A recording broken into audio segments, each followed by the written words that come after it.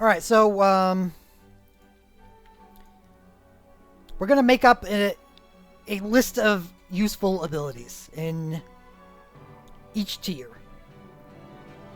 But first, we're going to go over the utility abilities, because these can be useful, like, regardless. And that's, at 3-star, we got Stop, Blindga, Silencega, Haste, Asuna, Dispel, Faith, Reflect, 4-star Sloga, Dismissal, Halting Rumba, and the Status Shells. These are just going to be stuff that are either useful to have around, or if you kind of want to go down my wasteful route, and what I do a lot is I just make and shatter my 3-star abilities that I need.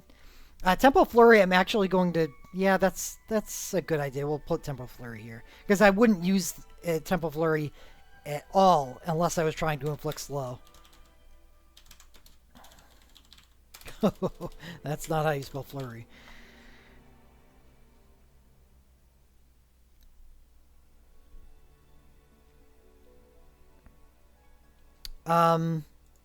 So what I do is I make and shatter 3-star abilities as I need them. And it does a good enough job. I mean, 3-star orbs are really just kind of aren't worth a whole hell of a lot. But at some point or another, all these abilities have been useful to me. Faith is actually something you may keep around, because that's going to be useful regardless. There's a lot of mages, black mages out there, that though they may not have White Mage Force capability, so they can use Protect or Shelga, and then start doing whatever they're doing. There are a lot of mages out there, like, you know, Reigns, or... Now, probably Reigns is not a good target, because he can Memento Mori, but say Ashe. Ashe has White Magic 3. So you can throw Faith on her, and she can self-buff, you know, like kind of a pseudo Dark Mage can with Memento Mori. It's a 20% magic buff, and sometimes it's just useful. It's useful to have on top of something like Onion Knight. That multiplicative bonus is useful. So 3 stars, those can be good. Sloga is probably our best form of slow, and that is actually a target condition. And not only a target condition, but a useful status in some fights. So Sloga probably sees a little bit of use. I think Maria can be dived to White Magic 4, and that's... I'd throw her in the Protecka Shelga group instead. Dismissal is one of pretty much our only way with abilities of inflicting an interrupt. Halting Rumba is a dance that stops, which is kind of neat. And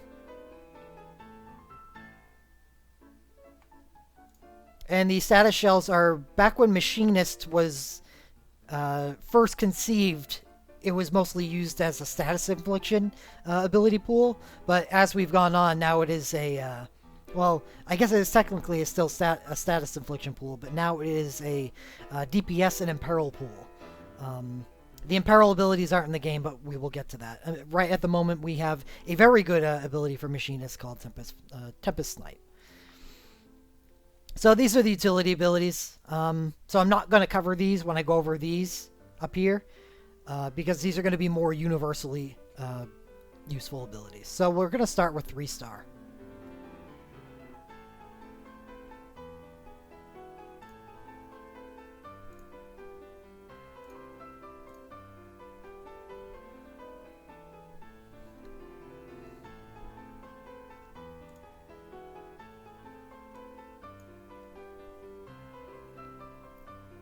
So I have Enleers here, and if anyone wants to follow along, I'm gonna use the command in chat.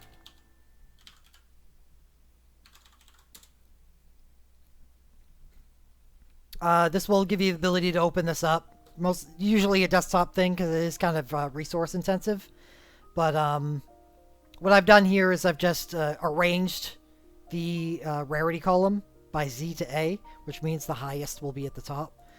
So 6 stars at the top, and we're going to start at the 3 stars, which is about midway through it. I would not recommend honing any of the Black Magic 3 stuff except for the utility. This is all just junk. Moving on, we have White Magic. I mean, most 3 stars are going to be junk. This is, I mean, I'd even shy away from this if I was like just starting out. I think 4 stars are where you want to go, and that's going to be typical. I still think I have my Kiraga, but it's on the chopping block. Silenska, Haste. This is mostly situational stuff. Daira, Dispel, Berserk. Yeah, it's all utility situational. But here we have, and this is why I wanted to do 3 star, is these 4 abilities right here, when you're first starting out the game, are very, very useful because they're cheap and a lot of people can use combat. So what this allows you to do is, in the early stages, being, running dedicated supports isn't usually everyone's like cup of tea, and dedicated supports can only use 4-star abilities in order to inflict statuses or debuffs like this. But combat characters are everywhere, and using these abilities are cheap and will allow you to be really competitive in the events, and allow you to get all the mithril and orbs that you can from the events before going back to the realm dungeons. And I think it's a very important part of starting out the game. So give me a second while I put these 4 abilities on the list.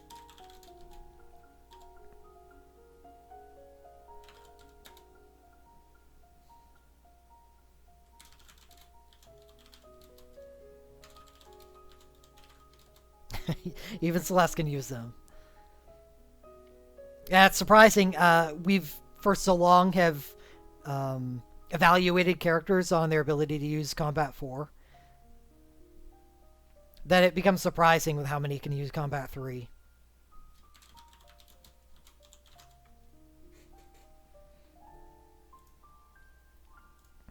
Mind Break will not be a useful ability even for starting characters. Nor will probably Mental Break, because you're probably going to be using physical a lot. So it's mostly going to be magic, armor, and power. Going on, you're probably going to need to use Intimidate to hit some target statuses in the Realm Dungeons, so that's worthy of note. Don't ever... I remember having to use these to inflict statuses before Machinists, and, magical abilities were a thing. Oh, God. Using these to inflict our statuses are just hell. Tempo Flurry, went over that. Good utility ability, chance to inflict slow.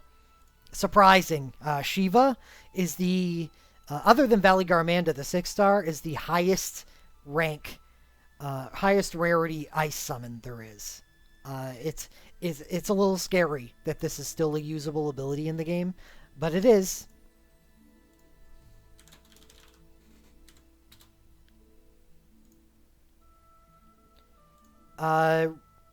Lightning, we have much better options, and Fire, I wouldn't even say that this is a bad ability either,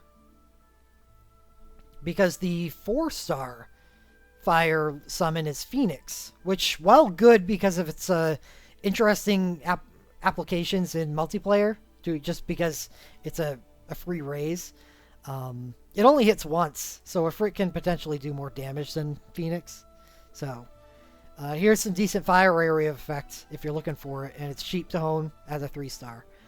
And here's something why, along with the breaks, is why I wanted to highlight the 3-star, is this is a good place to get your elementals if you're not using mages in the party, because there's going to be a lot of target conditions you got to hit in the beginning of the game, and these are cheap abilities to hone that are going to do okay damage to get you there.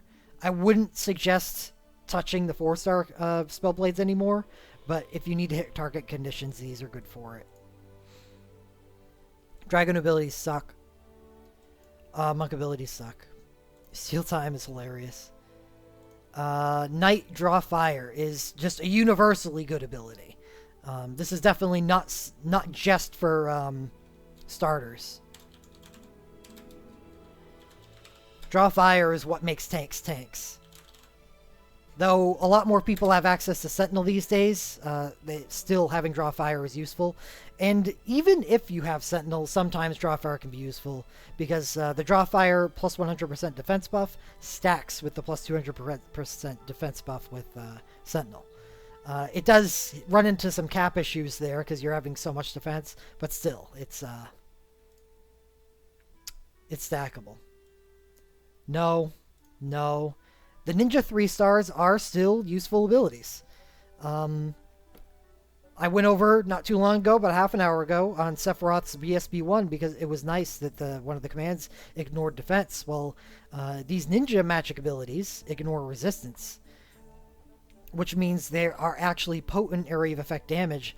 And crazy as though it may seem, one of the best things that you can do for a extremely high level content later for the Bismarck fight, which is a Magicite fight where you use who's vulnerable to lightning, is Edge can come in with his USB and use Swift Bolt and do a whole ton of damage on that fight. It's just another application of stuff that ignores resistance being very effective over a long amount of time, which is why these 3-star abilities are still good today.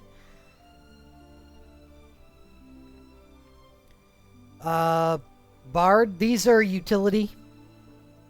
These are Buskas, a Buska and a Faithka. Very weak, but I mean, say you've got a fruity Bard like I don't know, Dash or something that you can add this plus 15% magic to your entire party. I don't know. I actually can see when these would be used. I can understand you not wanting to even bother, but hey. They do it. They do something. Dancer 3 stars are all bad.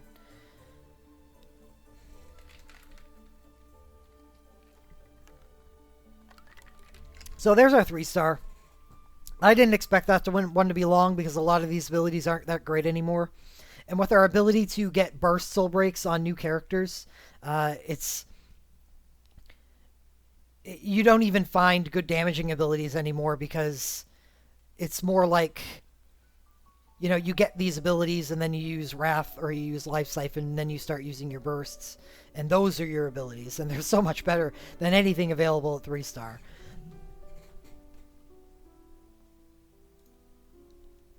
So we got a short list here.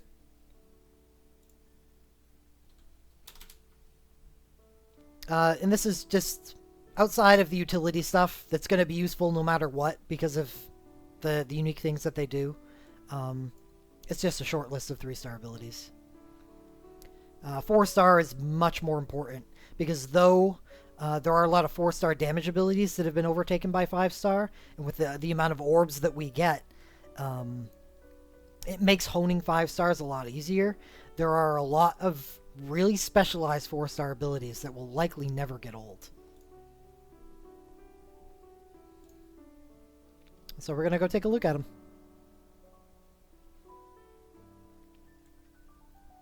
The Aja abilities. And Bioga, because they decided to deviate Bioja. Yeah, I guess Bioja doesn't really roll off the tongue, does it? Darkra is bad. But these 4-stars are good for if you're running mages and you need to hit target conditions. And I don't know, even today, they're not terrible if you're unable to hone your 5-star abilities. So I'm not gonna say that these aren't worth using at all, because sometimes, I mean, 5-star abilities can be expensive even today. So if you need to hit that vulnerability, to help yourself generate Soul Break Gauge or whatever these are viable abilities. So we're gonna put down Aja under 4-star, and just can be the entire suite. I think probably the most useful 4-star black magic ability is actually Drainga. It's just really useful in a lot of situations. Not so much the highest level content, but more like very useful in Sid missions, because lots of times in Sid missions, because you usually don't have access to wall, healing can get dodgy, and some of the most powerful abilities that you can use in Sid missions are stuff like Drainga, stuff like Thief's Revenge, and Fires Within. Those are very good abilities, and Drainga's pretty damn useful. Right. That's why I said Darkra is bad, because Darkra is the 4-star, will supposedly be the 4-star dark version of all of these. But I will sacrifice the 9.0 multiplier for the 7.0 on Drenga any day. Because of that drain. It's pretty powerful. So, that's our black magic. In white magic, we have Kiraja, which is probably always going to be useful. The two primary heals in the game currently right now are Kiraja and Ultra Cure. But Ultra Cure is it's a 5-star ability, and it's quite hard to hone. And one of the characteristics of Ultra Cure and why it's not, it hasn't supplanted Kiraja completely, even if you do have a ton of white orbs and you can hone it, is Kiraja has a 1.5 cast timer. And Ultra Cure has a 1.65. So though they practically do the same thing if all you're doing is strictly healing, Kiraja does cast faster, which is actually kind of nice. It's not that much faster, but hey, I am one to split hairs. I would generally like to keep both Ultra Cure and Kiraja around. Oh shit, I'm sorry. I knew that was going to happen once, at least once. Anyway, Ultra Cure has a 1.65 cast time. And Kiraja has a 1.5. Like a lot of the 4-star white magic abilities, they have 1.5s. So it's not completely removed the need or the viability of Kiraja in the age of Ultra Cure. So I generally will use Kiraja unless I know that I will be at least have the chance to cure statuses. Then I'll always default to Ultra Cure. However, often until you're able to hone that well, this is going to be more well honed for you, and it's a faster cast time. Proteka and Shelga are pivotal abilities. This is Final Fantasy after all. You need to put these statuses up on your party on almost every fight of even intermediate difficulty. So, yep. These abilities will always be relevant.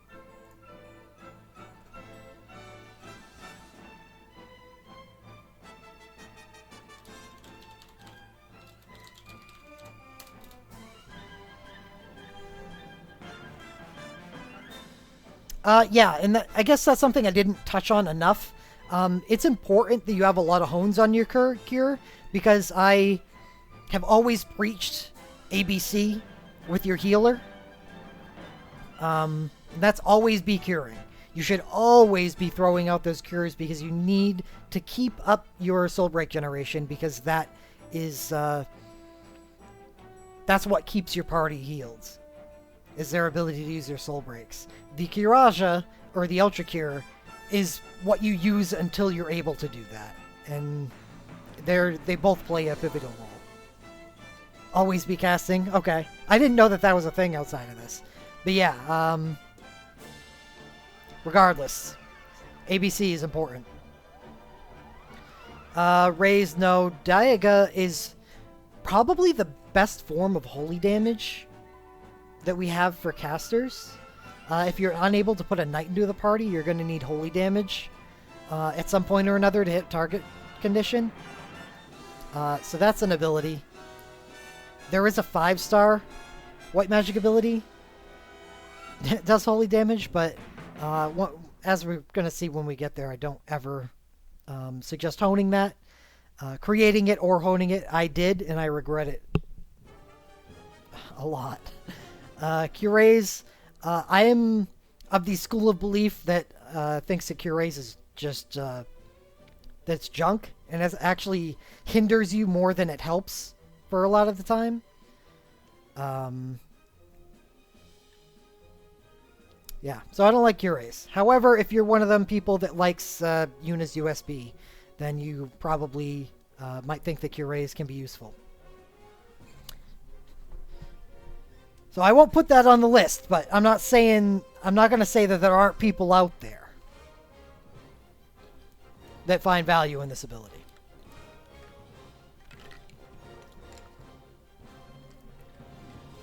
I find that if Cure Raise was going to help your party, then it's actually generally just more effective to fix the problem before you have to even worry about using Cure Raise.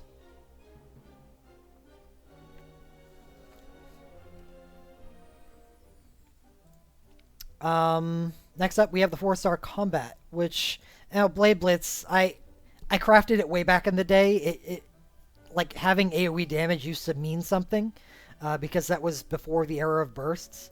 And I still use it these days just for clearing dailies, but it's not necessary. Pound is a thing. It has a fairly decent multiplier, and it can't miss. However, another 4-star combat ability called Life Siphon can also not miss. Lower multiplier, but a much greater benefit in the fact that it is 150 soul break points to pounds. What, 50? Are you serious? 150 soul break points is a lot. And Life Siphon is one of the most useful abilities that we have in the game.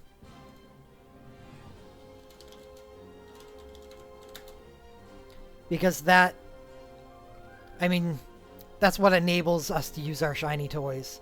And while way back in the day, soul breaks were kind of on the same level as 5-star abilities. The first good 5-star abilities like Saint Cross. Normally you just rather use Saint Cross than try to Life Siphon something out.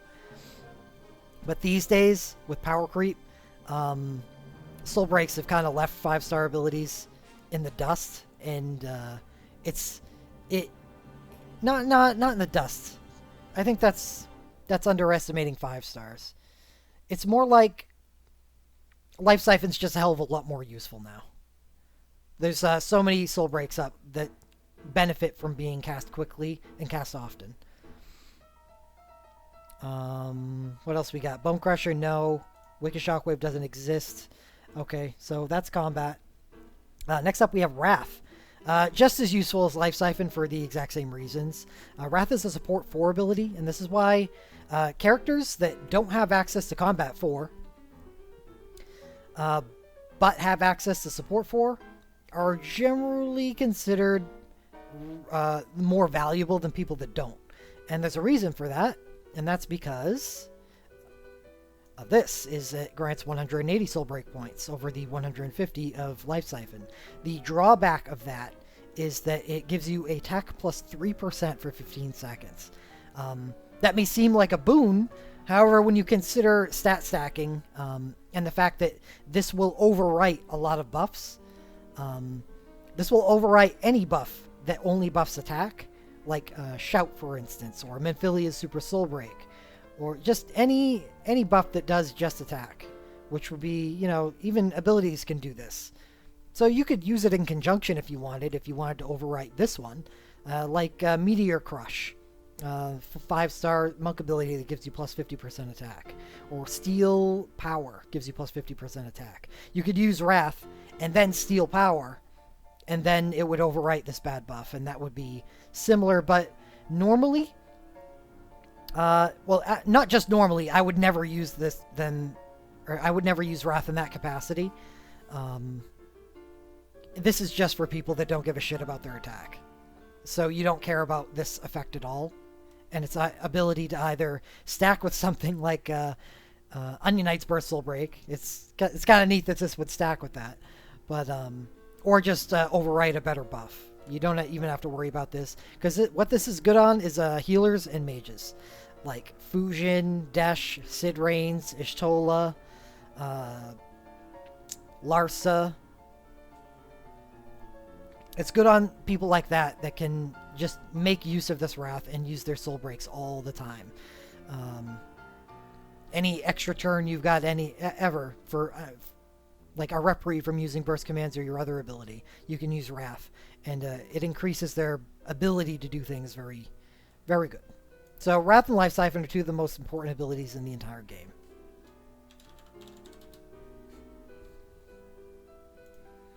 Yes, Terra. The Wrath on Terra will become fairly important soon, because she will live and die by her Wrath and her Chain Faraga. Sometimes that is true, you need to do it with physical supports as well. Right. So Shadow brings up something in chat, and this is a perfect time to go into it. The Ace Striker and Battleforged RMs are a multiplicative bonus on top of the Soul Break generation that you gain with abilities. So if you use something like Mental Breakdown, the Ace Striker plus 50% Soul Break gauge would give you 90. So it's basically for every ability that you're using from this category, you're gaining 30 Soul Break per ability. It's not that great. However, if you're using stuff like Life Siphon and Wrath, that is a whole different story. Ace Striker and Life Siphon means you gain plus 75. So this would be 225 Soul Break points. Wrath even more, which would be plus 90 for 270 Soul Break points. Considering that a Soul Break takes 500 points to be able to fill up one bar, means that Wrath, 2 Wraths would get you to 540. So you can Wrath twice and already be able to use a Soul Break with Ace Striker equipped or Battleforged. So they do the same thing. So that is that's a very important thing to note, that percentage increase is very powerful on characters that are using Life Siphon or Wrath. You generally want to stay away from Ace Striker and Battleforged if you're not using one of these two abilities, because the gains that you get from it are quite low.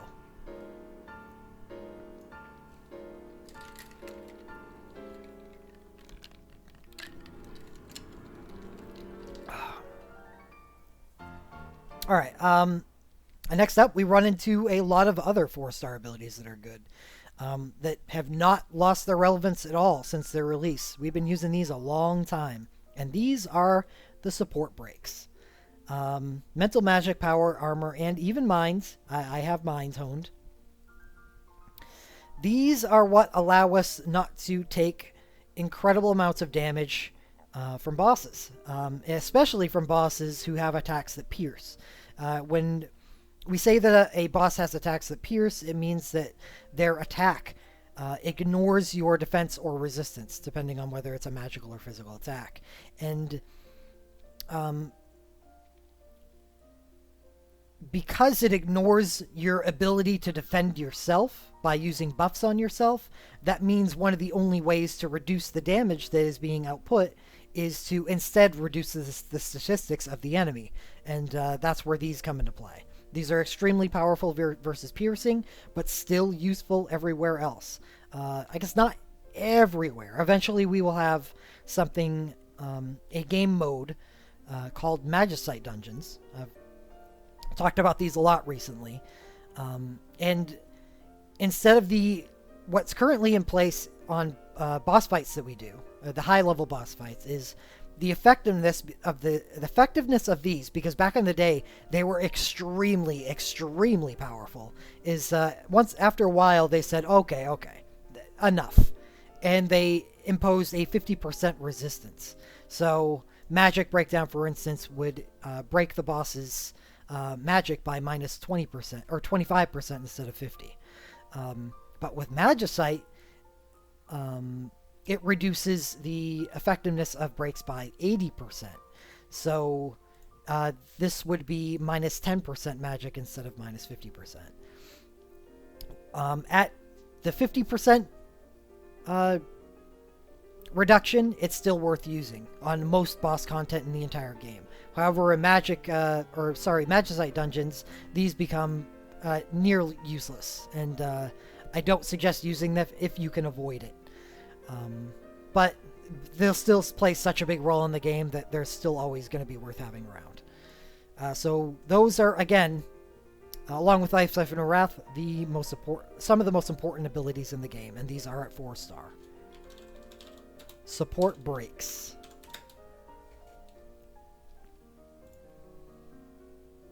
Oh yeah, and there is an order here. The most common form of damage that we take in the game is magical, and because the magic-oriented breakdowns reduced by 50%, they're generally considered stronger. And normally you want to use these to reduce the amount of damage you're taking instead of using the armor and the mental to increase your damage output. It makes magic and power the most useful, but magic especially because that minus 50% over power's minus 40%. And the power's minus 40% actually makes it kind of sane to use the 3-star combat power break over power breakdown if that is what you have to add to your party. This is something I did back in the day, not so much anymore, because I think there's more valuable things a lot of our characters can do, but you're only losing 5% of effective reduction by jumping down from power breakdown to power break, because it's a minus 40% to minus 30%. Remember the 50% reduction. So it's not that big of a downgrade. So if you are forced to use both, and there will be fights that have piercing, magic attacks, and power attacks, but if you can only include one support, which usually means you can only have one of these breakdowns, take magic instead, because that's a minus 50. While magic break is 30. With power, 40, and it drops to 30. So you can go magic breakdown and then power break. Not as common as it was anymore, so, I mean, don't swear too much by those words, but it is an option. And I have used power break as recently as the Nemesis fight. So it is not totally out of the meta, okay?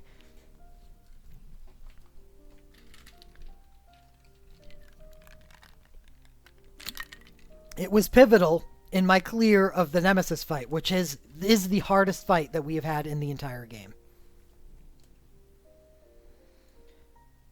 So those are definitely useful. Shadowbind is not. Dismissal we went over. This gives us the interrupt status.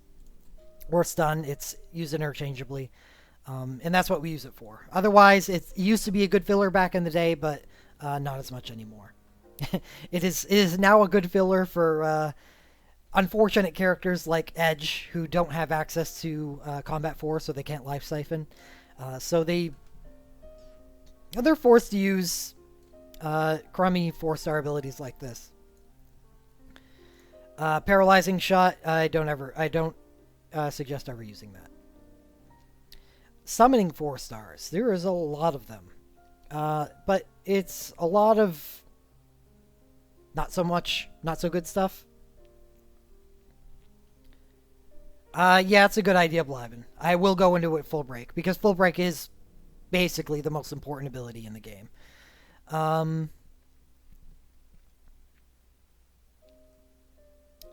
So we've got multiple, for some reason, lightning 4-star summons.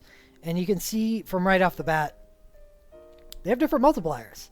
8.0, 8.8, and Ixion has 9.2. So Ixion has the highest. Let's see if the other stuff that they do make these taxes that Sildra and Quetz have suffered from worth it. Here we see that Quetz has a chance to paralyze, which is 2 times 16%. That is a gigantic reduction and multiplier from Quetz or Ixion. So right out of the gate, I can tell you never make this ability. Paralyze is not a useful status, and you're losing a lot of damage for absolutely nothing. Next up, we have Sildra, who just does damage. Okay. So where are we gaining something from Sildra? We have Greater Summon, Greater Lightning, Greater Wind, and with Ixion we have Greater Summon, Greater Lightning, Major Lightning, and Greater Wind. So in total net orbs, Ixion costs more orbs to make for that greater amount of damage that it does. However, what this has done is created a trade-off, because though it takes more total orbs when lightning orbs, which are actually a useful orb, it is only 1, 2, 3 per level. But there's another difference here, and that is Ixion is a secondary summon. So 5, 10, 20, 30 for honing, while Sildra is a primary summon, and so Sildra actually takes more summon orbs than Ixion. Ixion takes more lightning. So it's a trade-off for you to decide whether or not Ixion's greater total cost but less summon orb is worth Sildra costing more summon orbs but having less damage. I have elected personally to go with Ixion. I have Ixion at rank 3, and I do still use it every now and then because it just rears its head. It becomes useful in some strange situations. Just sometimes you need those mages to do area of effect damage.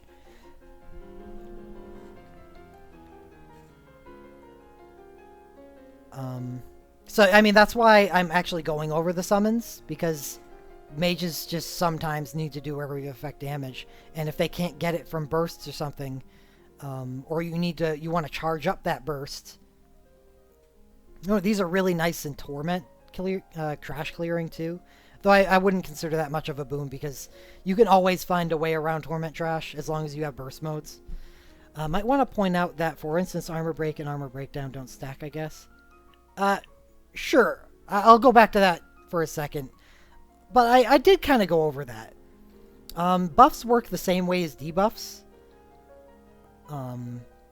By placing Armor Break on a boss, you've given it a minus defense debuff, which will be overwritten by anything that is... Yeah, I think it's a completely different Noah Lemonade.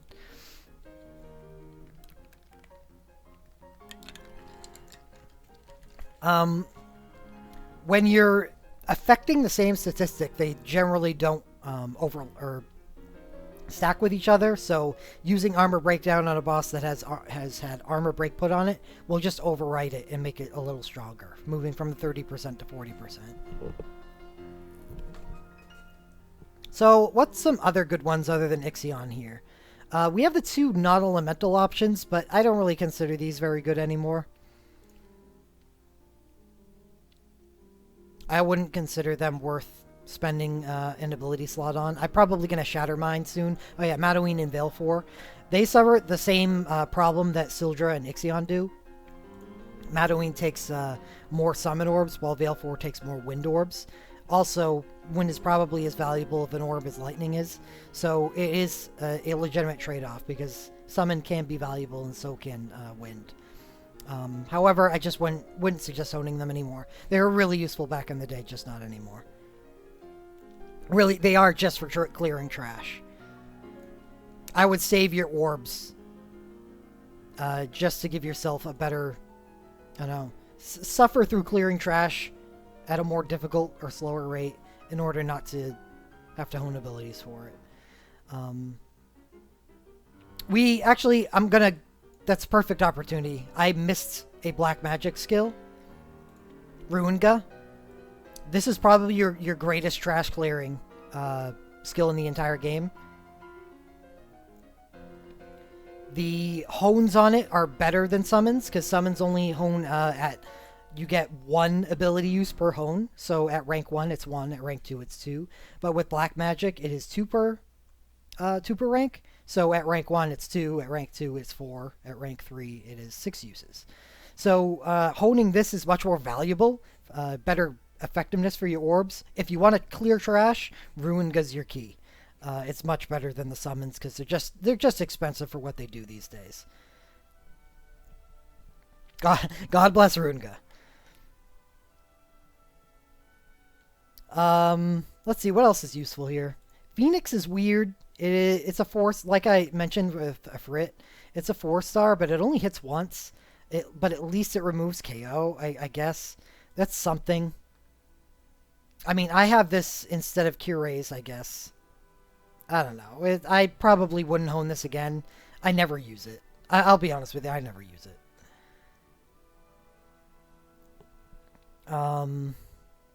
Alexander is actually a good hone.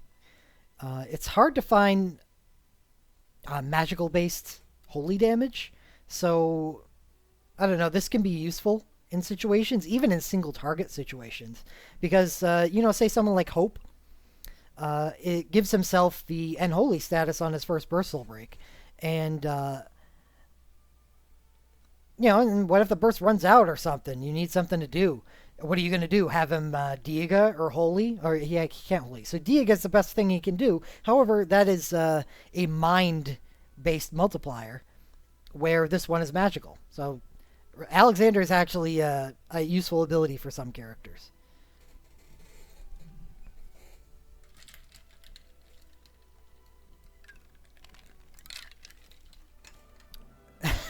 Is it wasteful? Yeah, I think even in the best of times, in the heyday of Mataween and Valefor, I would probably was wasteful. Um, but I mean, what do I know? I probably failed to clear one or two things way back in the day, not having enough AOE. Bahamut Sin comes to mind. Um, yeah, Leviathan before Chain Waterga just came out, 5-star Black Mage ability. This used to be our most highest damaging water ability. Um, so yeah, oh for mages. So it used to be that, but it isn't anymore. So really, it doesn't share the same distinction as Alexander as being magical stat based holy damage, because there's just better options for water. So I guess Leviathan could be something. I mean, it's just like Ixion. If you need area of effect of this elemental damage, these are like viable hones. Just don't expect them to be all that great. And another thing to note is that we just got a new 5-star water summon in Japan. It's going to be a little while before it makes it to global, but it's still really good, which is going to remove a lot of the need for this. And it's actually a really good summon.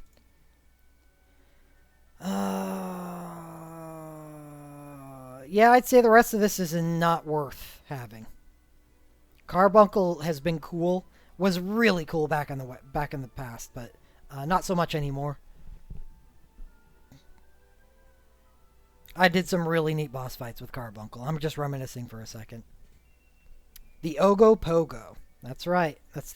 That is our 5-star water summon. It's basically just a reskinned Leviathan. However, it's awesome. 4-star Spellblades. I actually use or had 4-star Spellblades until recently. Now I think I only have Biostrike. I may have even busted that up. Just not good.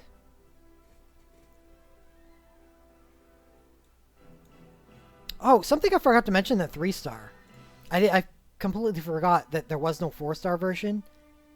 But Drain Strike, just like Drainga, the 4-star Black Mage ability, is a way in Sid missions for characters to self-sustain themselves and help out your healer. Drain Strike is a Sid mission MVP for me. If you ever plan on doing Sid missions, keep this guy in mind. This is one of those enduring, useful, self-sustain abilities, and it's really cheap. So you can hone it as much as you'd like without really feeling guilty about it. So yeah, all this sucks. All the 4-star Spellblades have lost their luster. This is all bad. I would generally consider Blood of the Wyvern. So what it does is a little unique. What it does is it's ranged and it grants no airtime 2 to the caster. So you could use this in conjunction with another Dragoon ability that has a high jump timer. And by removing that jump timer, you increase the damage per second of it considerably. However, we only really use Dragoon abilities in conjunction with Burst Soul Breaks and their N element statuses now, like Lightning Dive and the Future Aerial Dive. This was a really nice Sid mission combo with me back in the day with Dragoon Jump in this, but it is definitely fallen out of favor. I shattered this a long time ago, and I'm getting close to shattering Dragoon Jump. So, Wild Good before, not so much anymore. Leeching Leap, I guess. I don't like the fact that it has a jump timer, but It is a drain ability like Drainga and Drain Strike, and could be useful. However, I think in my dragoons in Sid missions, I'd rather be using their ultra super awesome damage abilities. How about that for superlatives?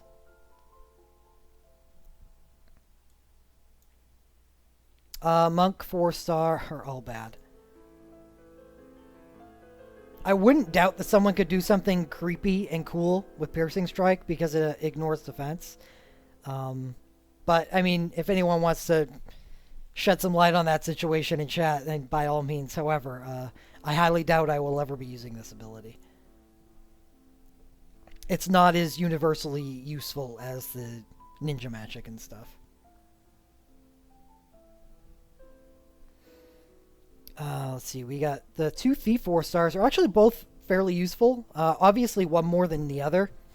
Steel Power. And for much the same ability, I was talking about the 4-star support abilities, because attack and magic are usually more potent to break than defense and resistance. So by stealing power, not only are you doing a 20-second instead of the usual 15-second power breakdown. It is this identical status inflicted on the boss of power breakdown. But you're also buffing yourself up by 50% attack. And there was a time where this was very powerful. And then fell out of favor once the Shout era started, because it's the same status as Shout and they don't stack. But now it is jumped back into the spotlight, because a lot of the buffs that we do now aren't limited to the single stat attack, like Onion Knight's Burst Soul Break. So it will stack with that, and a lot of thieves have trouble matching the same attack capability as pure combat characters, just by virtue of being thieves, and usually their equipment pools are bad, and they don't have access to as good a stuff. So having the 30% party buff that you will typically have stacked with this can be very, very powerful. And I used Steel Power as recently as the Apocalypse Plus in this recent event. I used it on Bart's. In much the same way I highlighted above, how I had a support using Full Break and Magic Breakdown as their 2 abilities, but I also needed to break the boss's attack stat as well. So I brought along Bart's, who did that, and in conjunction with the Onion Knight Burst Soul Break that I brought to the fight, he also increases attack plus 50% and was actually doing legitimately good damage with a extremely old Super Soul Break called True Blade of Victory. I think like 32,000 a cast. It was really nice. This attack buff plus the 30% is nice. So this is a ability that I keep around, and it is very important that is a 20-second debuff instead of just a 15, because it gives you a round where you don't have to cast this again, which is important considering the fact that it doesn't do any damage itself. Steel Defense, less useful. I shattered it because I noticed that I just wasn't using it, and I guess in the time that I've shattered it, I could have come up with a couple opportunities to make this useful, or just not enough. One fight out of 50 just isn't enough to make an ability worth keeping around, I guess.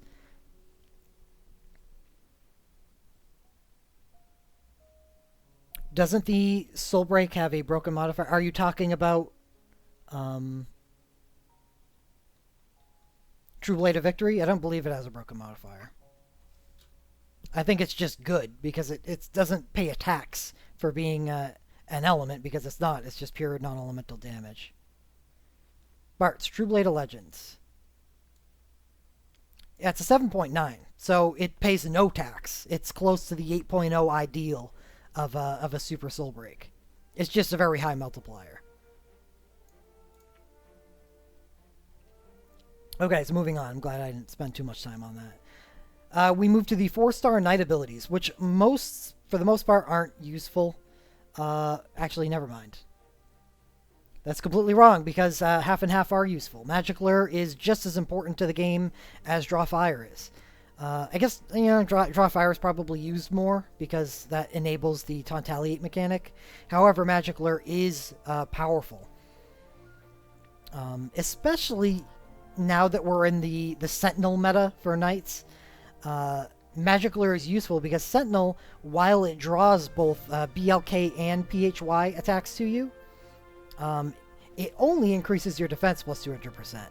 So Magic Lure, while it may not be, it may be kind of redundant on top of Sentinel, the Magic Lure status itself grants plus 100% resistance, which can be useful on characters that don't have other ways to buff their resistance. So I think most of the time you're going to be using this for its complete capabilities, which is to taunt BLK attacks to you. However, it's useful in a multitude of multiple situations. Yeah, and I was going to get to that. 50% of these Knight abilities are good. We have Banishing Strike, which is just an extremely useful ability. We use it almost every event. Because dispelling is just something that we have to do. You have to dispel bosses often, very often. And this is the best way to go about it. You generally don't want to have casters do it.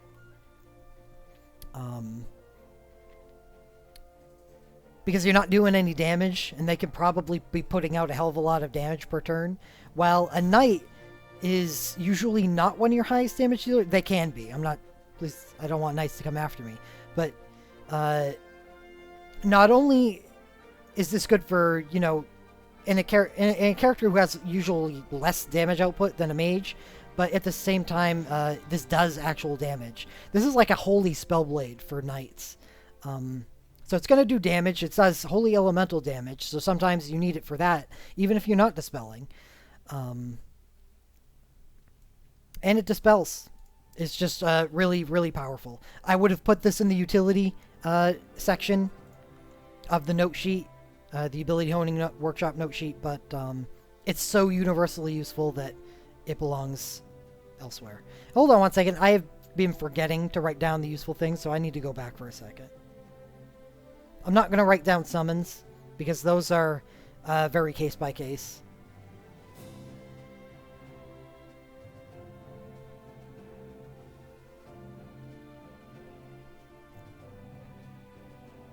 Yeah, I guess it's Steel Power, Magic Lure, and Banishing Strike. That's all I missed.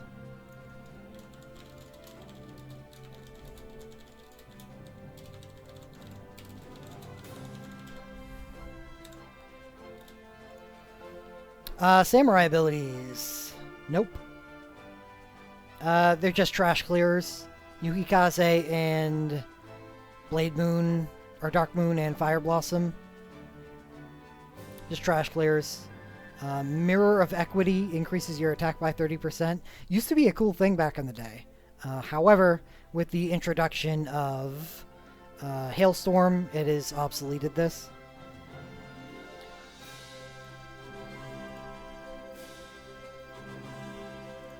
So next up we have Ninja. Phantasm and Gust are both useful. For the exact same reasons that we like the 3-star Ninja abilities. These are just stronger versions. We have Gust, Wind, Ninja Cast Time, 26 multiplier, which is misleading. It does a decent damage. Ignores resistance. And Phantasm is single target. Ninja Cast Time, fair amount of damage, and it causes sleep, so it's good for utility, and it's good elsewhere. For people like Edge and Yuffie, who have no access to Life Siphon, the Ninja Cast Time allows you to cast it quickly and generate more Soul Break gauge. At the same amount of Soul Break per cast as any other ability at 4-star. So I know it's a really poor option, but it's still an option because of that fast cast. The damage that they do isn't awful. It's more a Yuffie thing, I guess. I don't know, they're physical ninjas. So, yeah.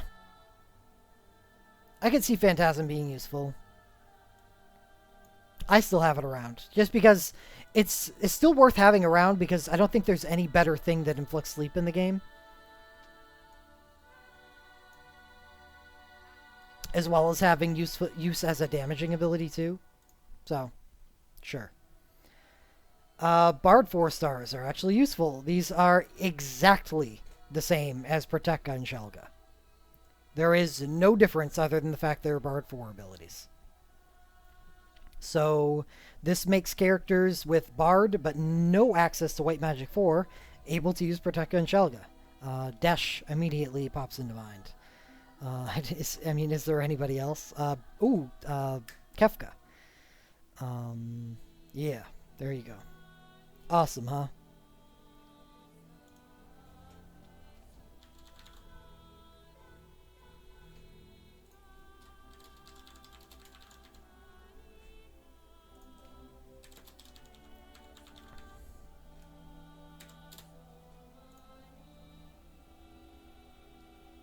Oh, yep, Krill. Krill is actually a really important one. Echo has access to White Magic 4, I thought. If she doesn't, then yes, she would be another one. So, just something I like to throw out there every now and then. Right, the 3 moat dive. 4-star moats are still a very valuable resource, even with the introduction of 5-star moats. However, Krill is a weirdo in the fact that one of her 4-star moat trees is bugged. It only takes 3-star moats. So normally when you unlock more abilities for a character, it takes 4-star moats. However, Krill's Bard gives her Bard 4, which would allow her to use those Protecka and Shelga abilities I just showed, but they take 3-star moats, even though it is a 4-star tree. Something worthy of note, that you can, for practically no price at all, open up her Bard capability.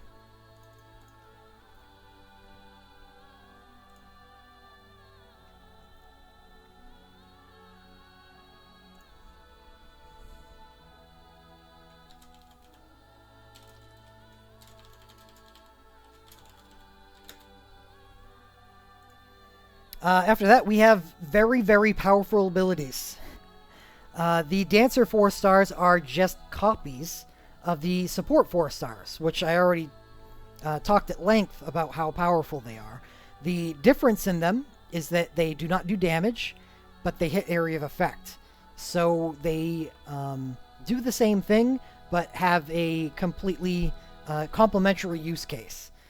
And it makes Dancers actually very powerful because there's few of them, and area of effect fights are a constant source of high damage. So dances in area of effect fights are actually very powerful. Another thing to note is that dances, which we're going to find out in the next multiplayer next week against Soul Cage, who counters physical abilities by casting fire on himself, which puts him into a higher damage mode, is that dancer abilities don't elicit counters. That's this little column here. And that is nice because sometimes I will take losing the damage that we would otherwise gain from using the support 4 abilities and trade their counter ability for the no counter on dancer abilities. And how powerful these are is what makes or shoots Mog and Kate Sith up into the higher tiers of supports. Because dancer abilities back in the day, when support abilities were actually a fair amount of the damage on your team, because you weren't, we weren't using burst modes or hitting for very hard. So support abilities were actually hitting as hard as most of the other characters on the team. That has changed. Supports don't contribute all that much anymore. So dancers are even more relevant for just a multitude of reasons than they were before. I would say the most prominent among them would be Riku, Kate Sith, and Mog. Halting Rumba is, I think I went over that in the utility. It's just an area of effect 70% stop, which just seems broken. It's just, when you need to inflict stop, this is your best form of stop. single target or multi. It doesn't even matter. But otherwise, these are just mental breakdown, armor breakdown, power breakdown, and magic breakdown. The Heathen Frolic Saraband, or as we lovingly refer to it, the Upside Down Dance. The Machinist 4-star abilities, I went over that in utility because they inflict statuses that are sometimes useful. Darkness 4 stars are actually really powerful as well. We have Darkness 4 for physical, Dark Bargain. Normally we see this ability as part of bursts, because a lot of burst mode command 2s allow you to deal area of effect damage while also giving yourself Dark Bargain, which increases your damage output for the first command. But for people where that is not an option, Dark Bargain comes in. And it's pretty good. And because it is a unique status, which is outlined here, for comparison, we have Death Rose, which is also another 4-star dark ability that gives you Doom for 45 seconds, just like Memento Mori, but gives you attack plus 30%. This does not stack with stuff like Shout. However, Dark Bargain is a unique status that increases your attack plus 30% and reduces your defense by 30%. That does stack with everything not named Dark Bargain. That is what we mean by unique status. So it has applications there too. So self-buffing is going to be a thing, is a thing, and will be more of a thing. So I'd say ever since the attack soft cap was raised to about 800, which is fairly high and tough to hit without significant buffs or good synergy, that self-buffing has become a really important part of the game for physical, and not just magical. Always been powerful for magical, but now for physical as well. Now we move to the extremely powerful Memento Mori. It is much easier for mages to get multi-stat buffs. For instance, Sid Reigns. The entry on his burst increases the magic and defense of the entire party by 30%. That means single stat buffs, like this one, will stack with it. Where with physical, it's a lot easier to get buffs through single stat because of stuff like Shout. The plus 50% buffs are really nice for physicals. So that's why stuff like this isn't as good for them. And that's why Memento Mori is so powerful, because even though it's just a single stat buff and would be overwritten by stuff like Ley Lines and Sheepsong, there are very many mage buffs in the game that do still stack with it. This is a powerful ability, and I use it all the time. But that is because I use characters like Edea with her remarkable Ice Burst, and Sid Reigns. Say you pulled on the recent Final Fantasy XIII banner with Lightning, Reigns, and Nabat. Both Reigns and Nabat can make use of this. Reigns especially, because it actually increases the multiplier of his burst when you're under the Doom status. This is a very, very common and good single self buff for mages with access to Darkness 4. This one less so, but there's someone, I can't think of it, that can actually make good use of this. Vincent.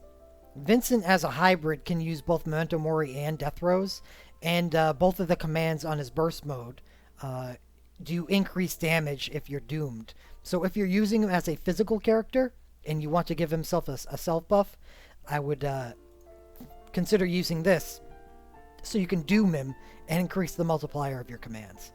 And I believe there is another physical out there too that does increase damage while under doom, so that's important. Good evening, India.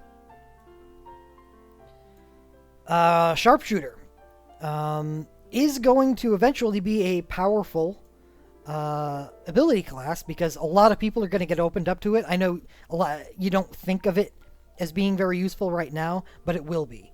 But it is not for its 4-star abilities. These are just trash clearers, just like the others that were highlighted above. They're single attack. I use them to clear trash in dailies. I will be shattering them eventually, once, I don't know. I feel like it, I guess. But I wouldn't consider. I wouldn't suggest that anyone hone these at the moment. Blue Deep is actually single target and does a higher multiplier, but it's still only single hit. So, I don't know. If you must, but I wouldn't suggest owning any of them. The Witch 4 stars are actually really useful. Oh god, I lost it again. Bard Pro Shell. I gotta type these down just so they're on the list, so I can go over it at the end. Dancer debuffs. And Memento Mori.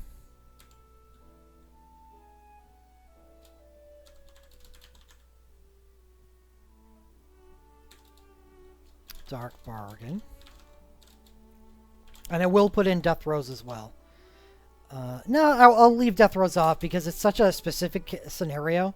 It's just important for me to note to you right now that there are some characters, physical characters, that will benefit from Death Rose over Dark Bargain.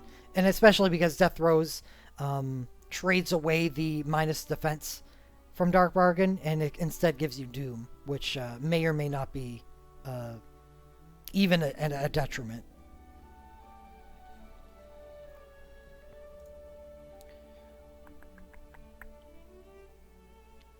Witch. These are two very good abilities. We have Sudden Thunder and Sudden Freeze. I use this in the multiplayer that's currently active for Adamanchid. They are low damage at 5.2. However, what they do is grant quick magical attacks 1 to the user. So what you do is use them in rapid succession to exploit vulnerabilities with either lightning or ice. And since they generate the same amount of soul break, it's similar how I talked above about Phantasm. But the neat thing about about these is that they will exploit vulnerability, which gives them a soul break damage or a soul break generation upgrade. So you cast them very quickly, and you generate a lot of soul break. What this allows you to do is kind of give you a pseudo wrath for mages, and what I'm doing right now is using this on Nadia in the Adamanchid fight, which is vulnerable to ice. And I just start out the battle throwing off a bunch of these instead of starting off the battle with the Mako Might or Dr. Marg's Teachings RM, which allows me to generate a quick burst while giving me the opportunity to equip a high damage record materia instead of Dr. Mark's Teachings or Mako Might. So that's what this is. It's a damaging wrath of sorts for mages or witches, not just mages. I think the most prominent characters that are going to make use of these are Shantoto and Adia, because they're the flagships of the witch class. However, there are others out there that can, like Renoa, also an ice mage, ice witch. Ash is also a lightning witch.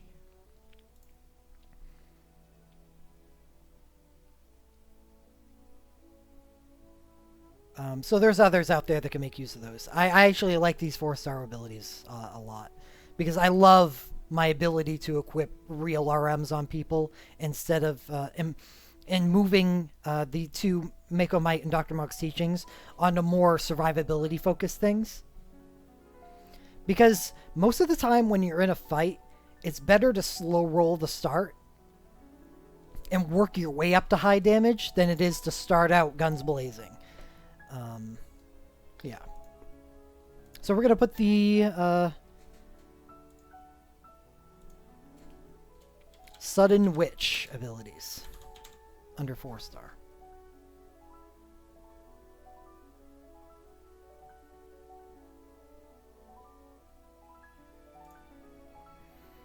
Does anyone have any comments or additions or observations about our 4-star tier?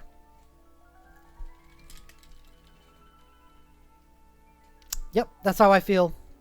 Mitigation, breaks, and healing if necessary.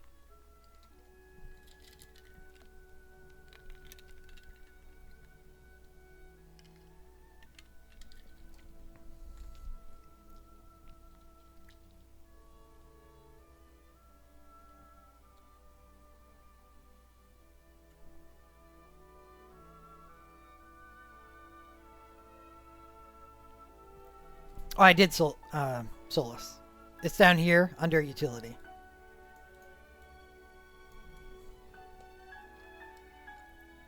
Honestly, no. I don't use the again anymore. But then again, I have access to Vanille's Burst Soul Break, which gives me a form of White Holy damage. Holy gets the double upgrade. I did not know that. Is that listed on here?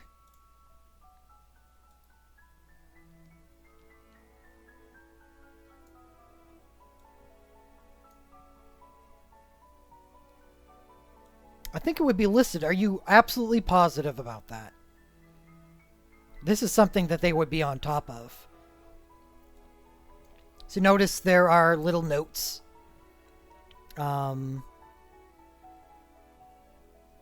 Like Ultima is going to be receiving a buff in Japan where it doesn't do 2 group attacks at 5.25, but it will do 3 group attacks at 4.0 in JP. So they make a note of that. You know, I believe you because apparently they're doing an overhaul of abilities right now.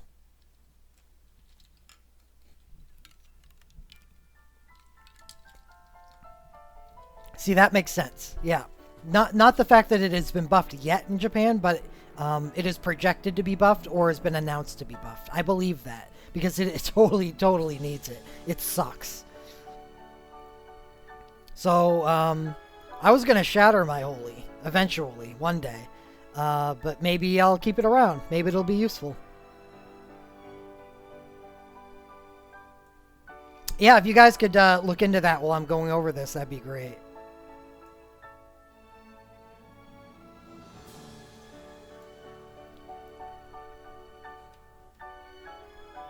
%.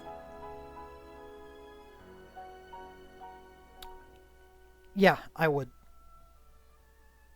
40 was my cutoff. I know it's close, but I mean it's there for a reason. 42 would be a pull for me. I think Celerity was at like 43, and I pulled on that.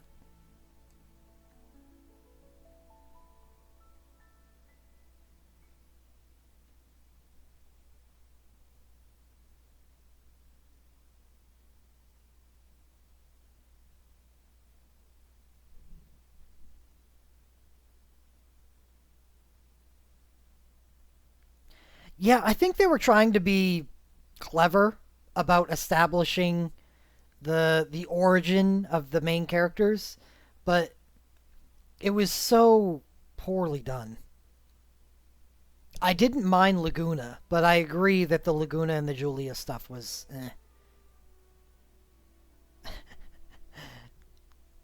That's okay. I can be your emotional trash can. I accept the responsibility.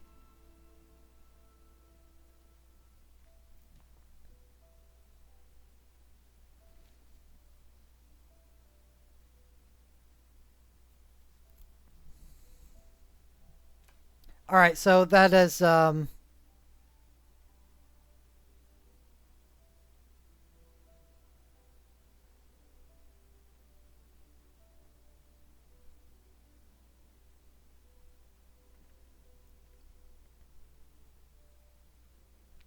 that's the end of 4-star. So we're gonna head down to 5-star, which is the most important.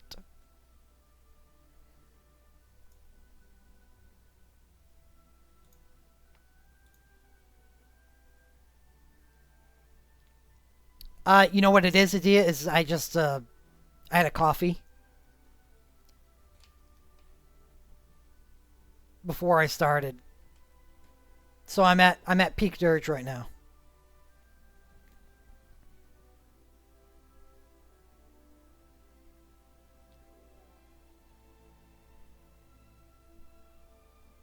When were you going to reanalyze the Luckies yourself, tonight or some other day?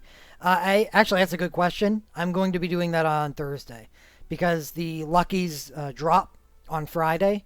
So on Thursday, I will reevaluate all of them just to make sure that I don't um, that I don't lose a chance at something that I would have wanted to pull on. So I'm going to double check. Thursday, maybe some draws. I'm not going to guarantee anything because I have gone over them before, and it didn't go well for a lot of them, but I am going to make damn sure that I don't want any of them before I let them disappear off into the nothing. The great nether.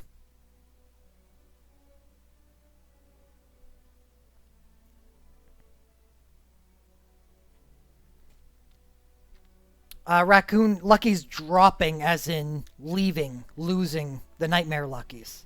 They're we'll no longer have access to them after Friday.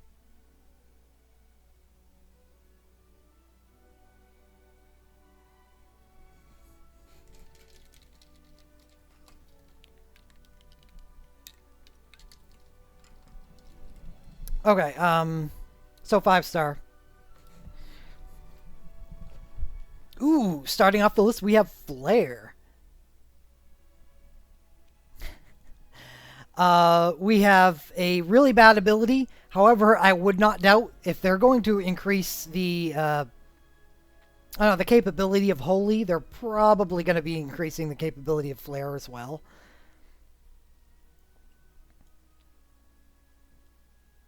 But it's probably still going to suck because it's not elemental.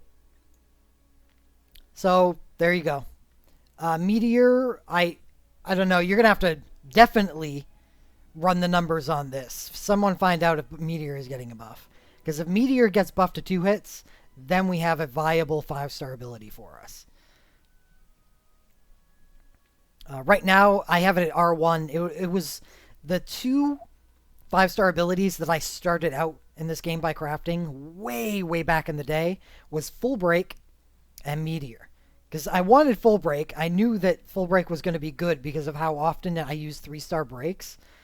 But Meteor, I only made because it didn't use the same orbs as Full Break, and I thought that was awesome. I was like, man, I'm going to be able to hone these up together, and it's going to be awesome.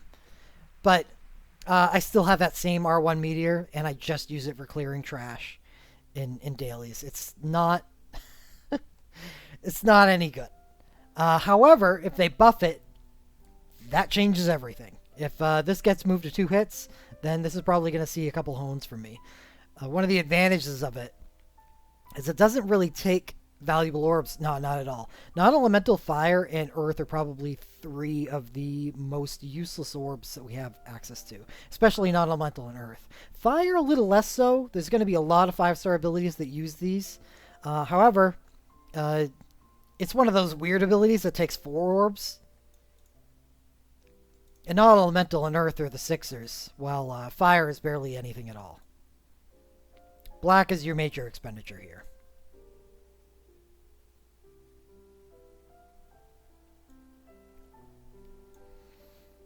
But now we move on to the real abilities that are definite hones, are Chainblazzaga, Faraga, and Thundaga, and Waterga.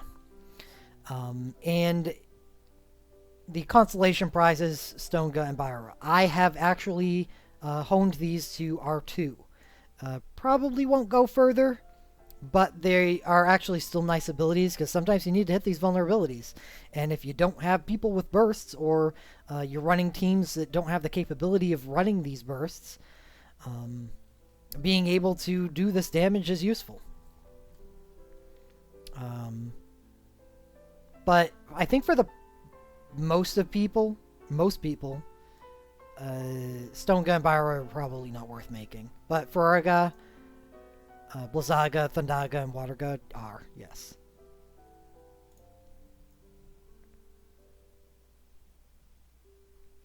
So I'm definitely putting these on the list.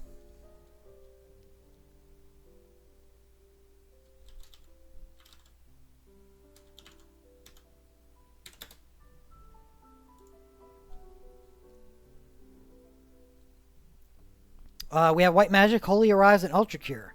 One of these is not like the other. Arise is really weird. It's a 5-star, which is the problem. At least Cure Raise, if you use it and you've honed it, you're not losing much for it because it's only a 4-star ability. Arise, on the other hand, is a 5-star, so it's incredibly expensive to hone. However, you heal the person for 100% of their health, which generally isn't even that useful. Because when you're revived with either a Rise or a Cure Raise, usually stuff that hits you is going to hit for like 8,000 damage. So a Rise, not that great. I wouldn't suggest anyone make this.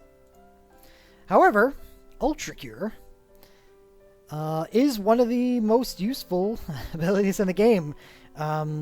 Even though it's only recent, it is just catapulted to a high hone list.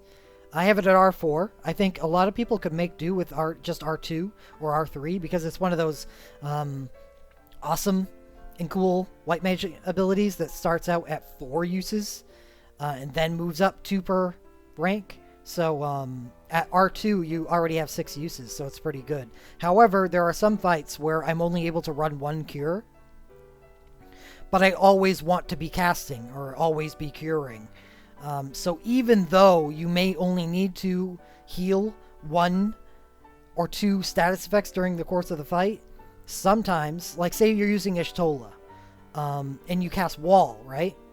That means you don't have access to a burst, so in between your wall casts, you need to always be curing, and using Ultra Cure is how you get there. If there's statuses in the fight. So I have honed this to R4, so I have 10 uses, which will last me the entirety of fights.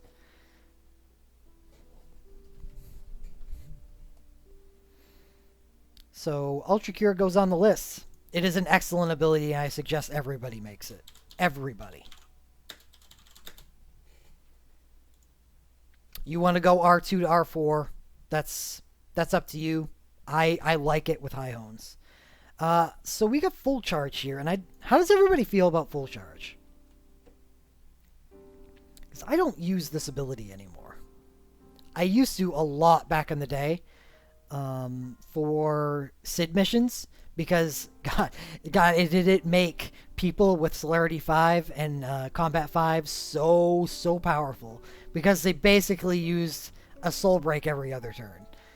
It was really awesome, but I don't really use this anymore. I think the only way I could find myself using this in the future is with Noctis, with his ability to just chain high quick casts. However, I think Noctis doesn't need that. He can just high quick cast life siphons and use his myriad of awesome soul breaks instead, right? Power Chain is, yeah, well, we'll get to Power Chain, and yes, Power Chain definitely has stood to the test of time a lot better than Full Charge. I think Full Charge is not the hone that I would suggest that it once was, so I'm not going to be putting this on the list. However, we have a definite discussion ability right here in Entrust. It is going on the list, so let me do that, and then we're going to sit down and have a little fireside chat.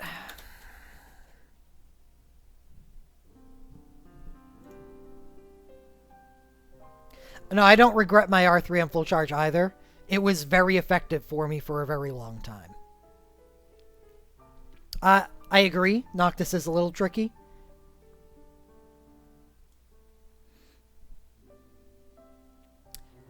Entrust is going to be a very powerful thing in the near future. We've already seen the first character to get access to having multiple soul breaks that work together and work together so well and so strongly that it makes it viable to have somebody on your team just dedicated to feeding Soulbreak to them. And that is what Entrust provides. Well, it goes back a little further than that, because I think Orlando was always a good target for this, because of his ability to just chain out OSBs. However, Orlando's Orlando, but now we're going to start getting more people that have this capability. So, does it only transfer a certain amount of a full bar or a full Soulbreak bar? It transfers everything. What are you, FDR? Oh, the fireside chat. It is weird that Entrust is one of the oldest, and it was totally something I completely ignored way back in the day, but has gotten good now. But yeah, we have Lightning. Lightning is our second character in the game with her BSB2 and her USB, who benefits from every single little piece of Soulbreak you can give her. Is going to increase her damage output incredibly.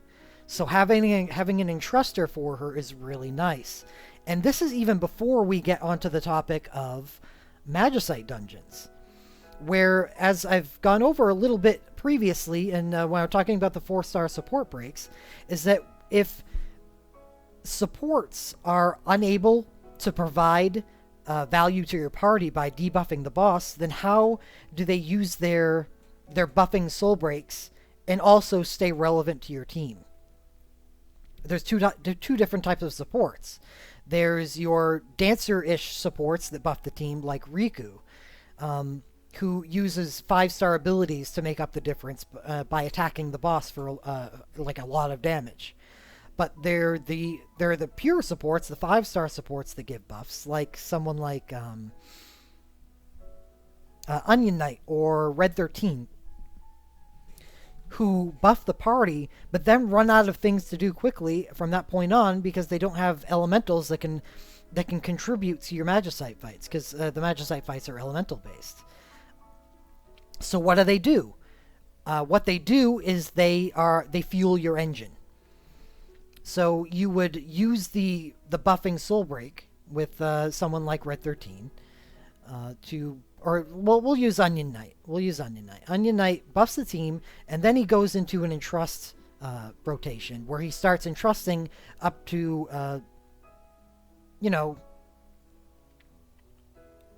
a certain amount of soul break, however much you need, and then entrusts it to your engine. What we refer to as the engine is the people like Lightning that have access to that awesome combination of USB and BSB that work together so well together that all the soul break that they can make use of fuels enough damage from two characters to make it worth it. So that's where Entrust comes back into the game, where it wasn't really I wouldn't call it not a viable thing, but it wasn't an efficient thing before, because supports were so powerful because of the breaks that they were able to provide. But Entrust is going to be a very powerful ability in the near future. Lightning is only the beginning. She is only the beginning. Because we're going to be getting a lot more people that have access to stuff like this. Like Cloud. Like Bartz. Like Edge. Edge, who doesn't have Life Siphon access on his own and actually needs an Entrust battery to work properly.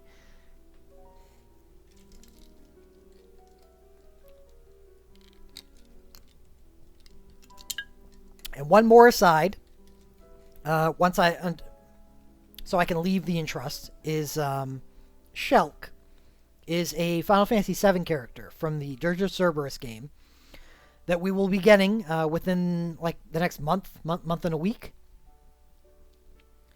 That not at launch will have this capability, but will eventually, at the Final Fantasy VII event after that, gain the ability to use Legend Materia. And she has a very important Legend Materia too. That when you completely unlock her motes, the 5-star motes on her, she gets a very unique Legend Materia that makes her the best in trust battery in the game.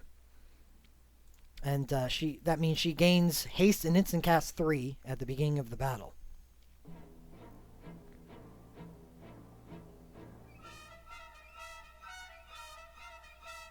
What? Hey. Do not count that against me. A month and a week is 5 weeks-ish. It's not an efficient way to speak, but it wasn't incorrect, right? Alright, anyway, I want to get back to this. We have haste and instant cast 3, and she is the only support that we will have have access to that can do this. What this allows her to do is, instead of using, Mako Might or something like that as an arm, you can put a Striker on her and use this instant cast 3 at the start of the fight to Wrath twice. Remember what I said about Wrath? It gives you 270 as long as you have a Striker equipped. So you Wrath twice, 270, 270, 540, and then with your last instant cast charge, you entrust to your engine. And this all happens extremely quickly because normally we don't start out the fight with haste, so we don't realize all of that time at the start of the fight that we lose. But since she starts out the fight with haste, and then gets off 3 instant actions, and can get somebody rolling immediately, this makes this the most powerful Legend Materia, or one of the most powerful Legend Materias, for our ability to clear Magicite dungeons quickly, which is actually a requirement for extra bonus,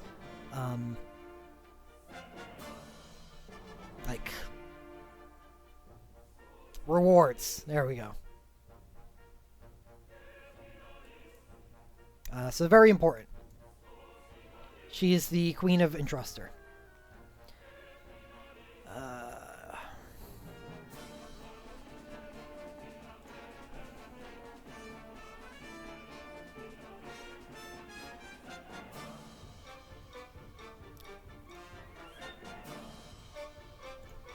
So next up, oh geez, one after another, we have Full Break. Sketch says, are her and Lightning the only ones who get that? No. They're not. But I'm not going to go into that here. Just run a search for that string, haste and instant, and you'll find everybody on the Legend Materia tab.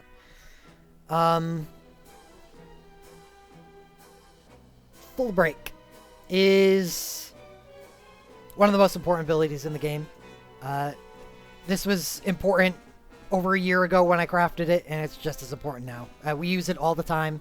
Noctis does, yes.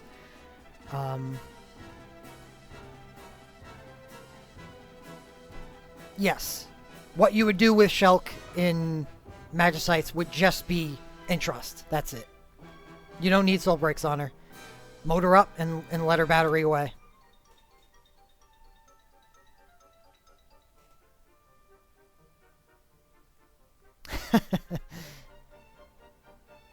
No, it's not a burst. No soul breaks needed. You run Wrath and Entrust on her with that Legend Materia, and you just do it over and over and over again. Wrath, Wrath, Entrust, Wrath, Wrath, Entrust. Or you can just Wrath and Entrust if you know you don't need that much, because that's still 270 that you're giving to somebody. All right. Anyway, we're moving on to Full Break, which the attack, defense, magic, and resistance minus 30% for 15 seconds is just such an awesome status. It stacks with all the other support breaks in the game. So generally what you do in a team is you run a support, and you give them Full Break, and you give them the most important breakdown for the fight, which is usually magic, but can be attack as well. Or power, sorry. Her Shulk's Burst is very nice. So she would just turn into a different character for Magicites. And is there any, like... Do I want to talk about stacking here?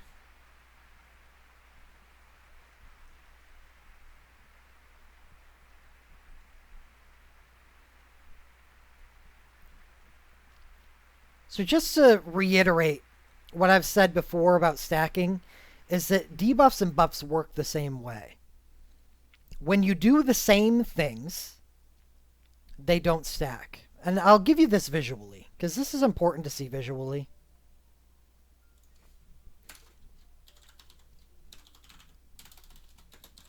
Full break does attack, magic, defense, and resistance. Magic breakdown lowers their magic. So since these two things are different, this is 4 different stats of these specific stats. It's not just the number, it's the specific stats.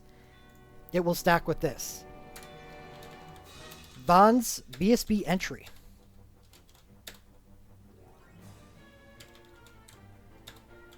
Magic and defense. Vaughn's BSB entry, since it does these two things, it will stack with these.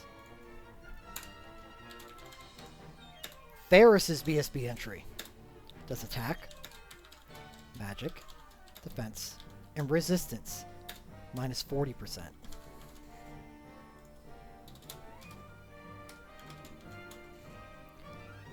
This does the same thing as this.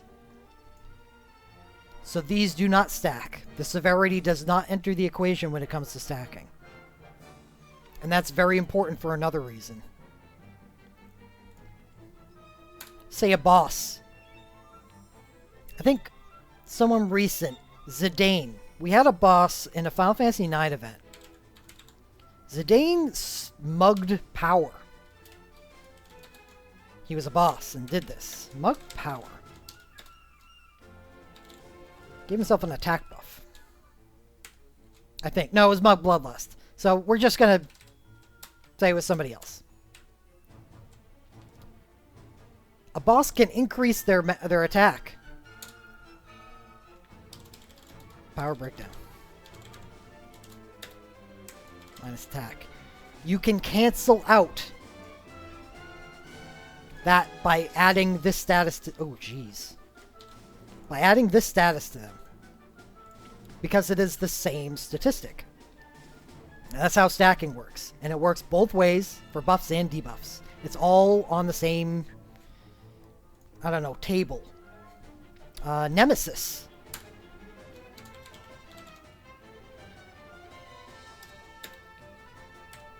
Lowered everybody's attack. So if you were using Shout,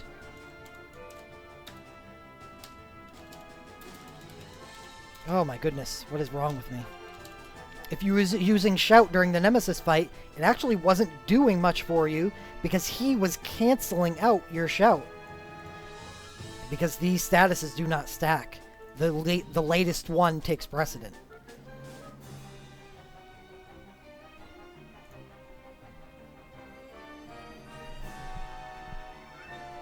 Yeah, that's true. The Zidane that we have access to, not the boss himself, does have a Mug Power command on his burst Soul Break 1, which buffs his attack by 50%. So that would not stack with something like Shout. Zidane's BSB. Command 1. Plus attack. Would not stack with Shout because they do the same exact thing. Onion Knight. And his burst Soul Break, which we've mentioned many, many times here. Buffs attack and magic. This would stack with Shout. It would stack with Mug Power. It would stack with his Mug Attack. BSB 1. Yeah, because he is getting his BSB 2 in a couple days. So these are important. Like, this is one of the most common questions in the entire game is stacking. And it's actually very, very simple to understand. What stats do they affect? Are they the same? Then they don't stack. One thing I mentioned earlier, remember when I was talking about Dark Bargain? For the purposes of stacking, I would write it like this. Dark Bargain grants Dark Bargain. Dark Dargan. English wins again. The status of Dark Bargain grants plus 30% attack and minus 30% defense.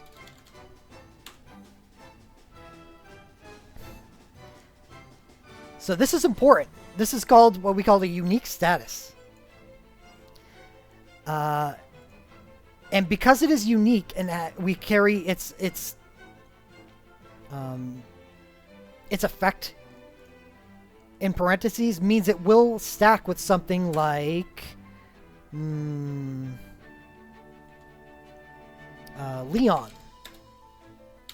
Hand of the Emperor.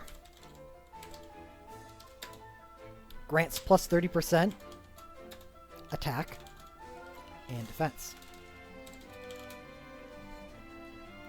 Normally, this would overwrite a buff that grants attack and defense. However, Leon's Hand of the Emperor will stack because Dark Bargain is a unique status. And the only thing that Dark Bargain will not stack with is Dark Bargain.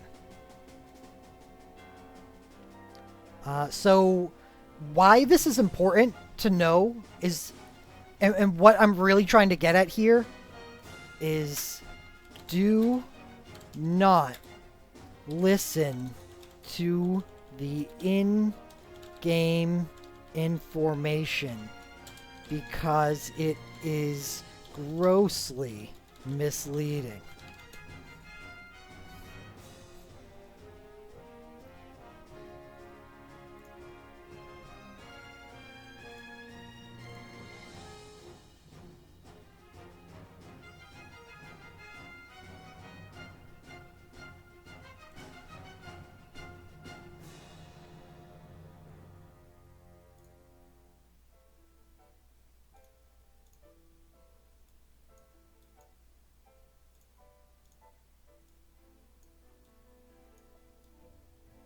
Where the hell is... There it is. Dark Bargain. Deal dark physical damage to one target, temporarily raise the user's attack, and temporarily lower the user's defense. If you go by this description of the effect, you would think in your head, hey, that would not stack with something that modifies attack and defense. Wrong. The in-game descriptions don't specify whether something is a unique status. That sucks.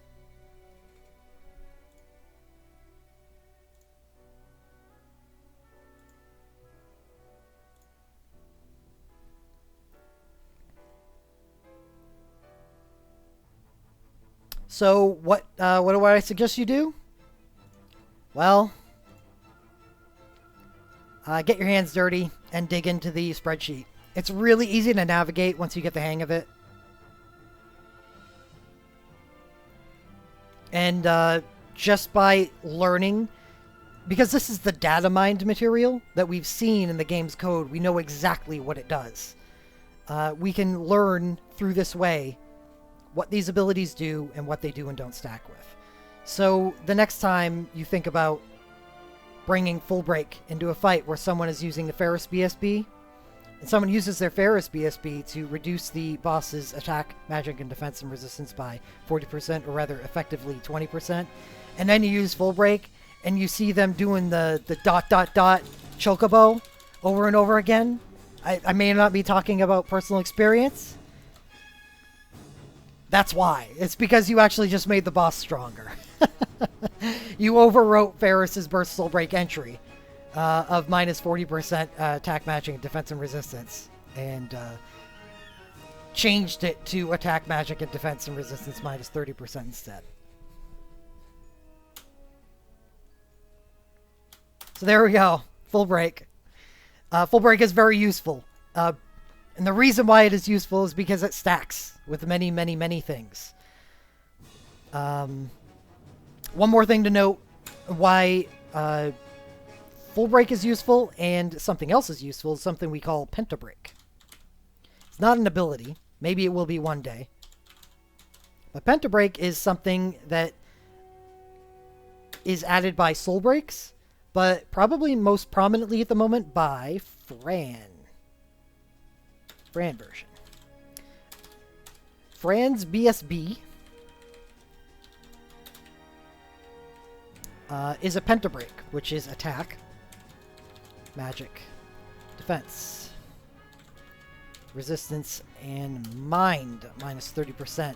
And this is a really interesting and cool entry to a Burst Soul Break because it was stacked with everything that is not all 5 of these stats. And it's kind of rare, so you can use this, you can use Full Break with it, and you can use a single stat all together to stack all of these negative effects on the boss. And it really reduces their offensive capability as well.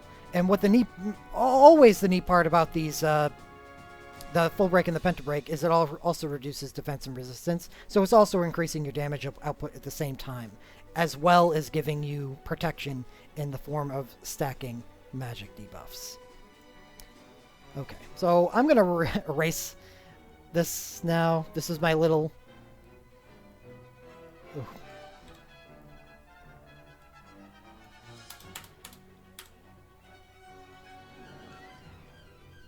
Cheat sheet. Shit! Ah, God, I didn't have that on screen this entire time. Hold on.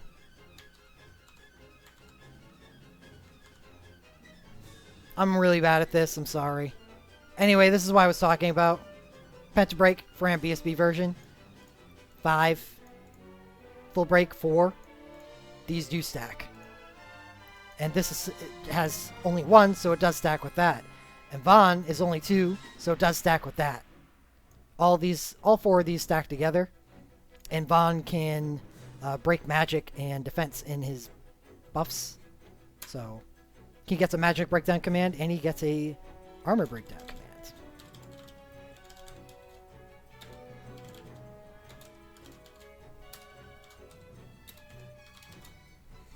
So all this stuff together will work in conjunction to annihilate a boss's offensive potential.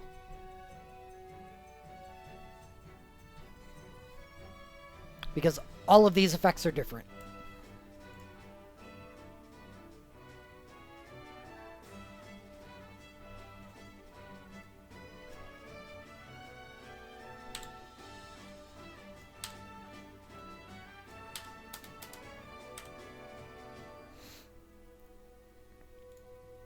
So, Full Break.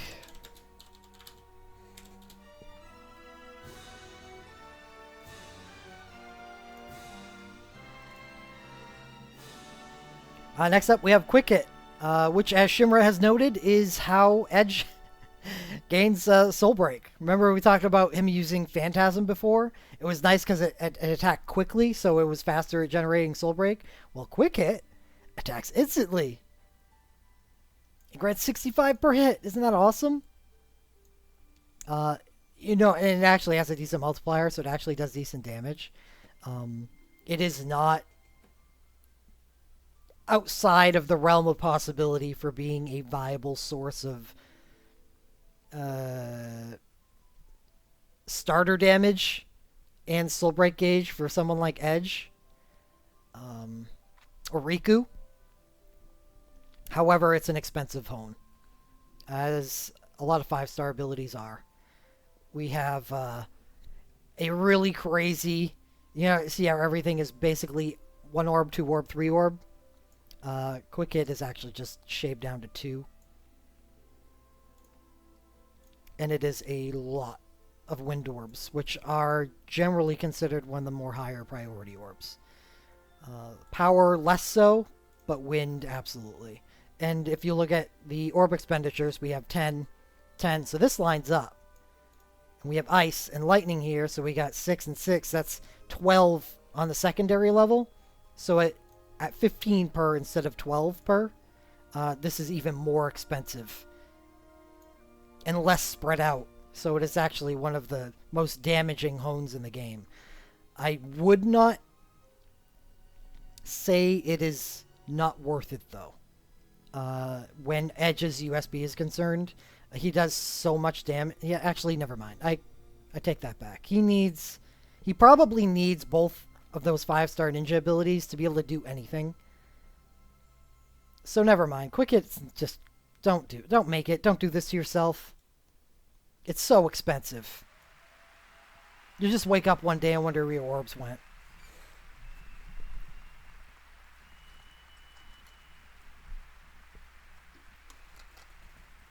But next, we do have a very good ability that is useful on a multitude of people, and that is Power Chain. Power Chain... English, my eternal enemy. Power Chain grants cast speed multiplied by 999 to the user for 1 turn, effectively making your next cast instant speed. And that applies to everything, even things that are already insta-speed.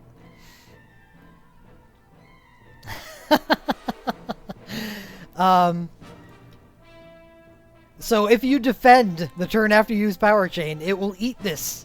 It will just make your defend even faster than it already was, so be careful with it. However, it is very useful when used in the right situations. Orlando and his OSB and BSB. The cast times on those are so long that the benefit, the damage over time benefit that you gain for using Power Chain with it are crazy. But they're still good for other people too. Just say you have someone who relies strictly on their BSB, and you want to get the BSB out as fast as you can. One of the best ways to go about this is, instead of using Life Siphon, you'd actually use Power Chain and Life Siphon in conjunction. You alternate Power Chain, Life Siphon, Power Chain, Life Siphon, then Power Chain, then the Soul Break.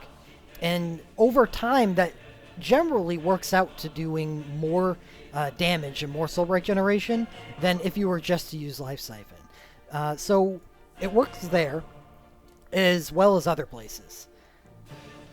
This is just a really versatile ability, and as soon as I had... If I were, these days, if I were to just encounter a situation where it would be useful, like definitely Orlando, or someone who was just strictly based upon their burst. Like, say, I don't know, you got Lightning and you got a BSB2. This would be fine. This would be fine to use, because once you're in Lightning's Burst Soul Break 2, there's no reason for using abilities anymore. So you don't mind that both of your ability slots are taken up by the stuff that it takes to get the BSB out. So Power Chain's a really nice ability on her. So Power Chain goes on the list. It's definitely a cool one.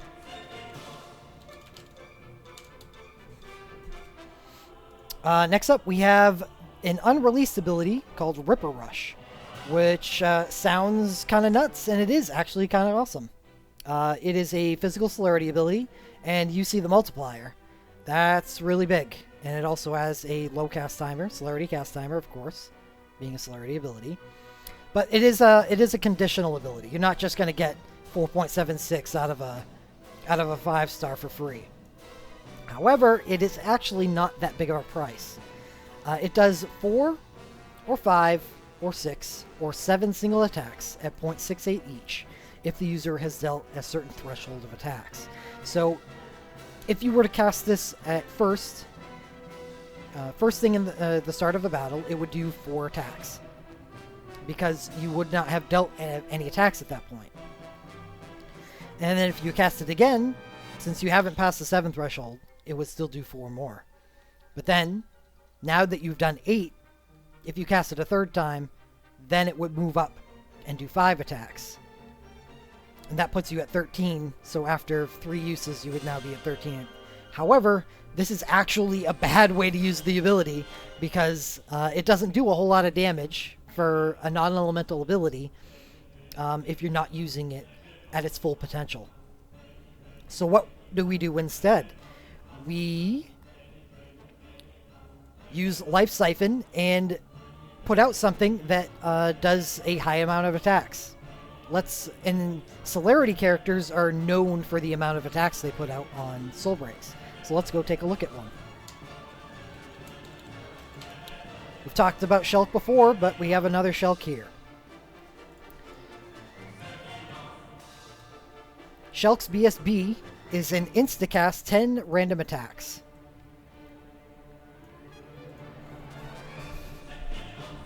So once you cast this, you've given yourself 10 on the meter. And yes, there is Dervish too. I am going to get into Dervish and Ripper Rush when... Actually, let's just do it now for Ripper Rush. But anyway, this would count as 10 attacks on the chain. So all you need would be 3 more after this point to get the full capability. And that is a 1.2 cast time for 4.76 over 7 single attacks. This is an extremely powerful 5-star ability, as long as it is used on the right characters and with the right setup. I know that seems like a lot of conditions, but celerity characters are actually pretty good at doing this. Like Lightning or Tidus, they can, life siphon a few times and then use their soul break, and almost already they're at 13 attacks and they do a sick amount of damage.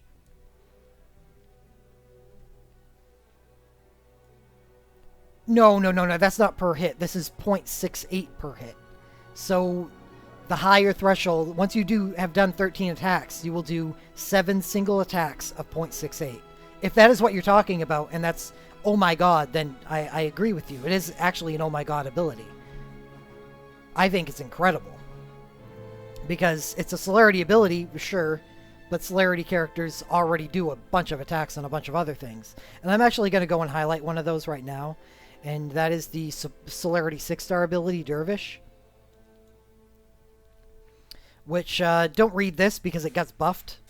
It does 8 single attacks at 0.48 each, but a 0.6 multiplier if the user has haste and grants haste to the user.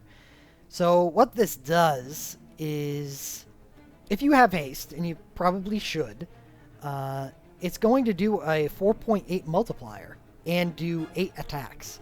So that's already adding a bunch to your chain. So you can basically turn any Celerity 5 character into a very high damaging character with just an R1 Dervish, because you can Dervish twice and then start Ripper Rushing like nuts. When do we get it, Ripper Rush? That's a good question. Does anybody know?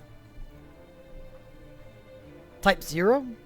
I don't think there's a Celerity 5 on Type 0, is there? No, you're right, there is. Ace is Celerity 5.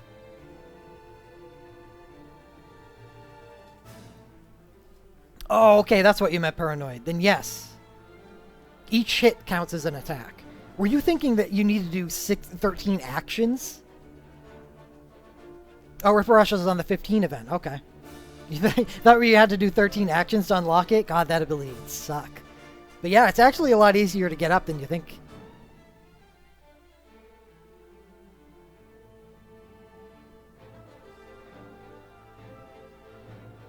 .76 is celerity cast time, and this, I mean, look at this.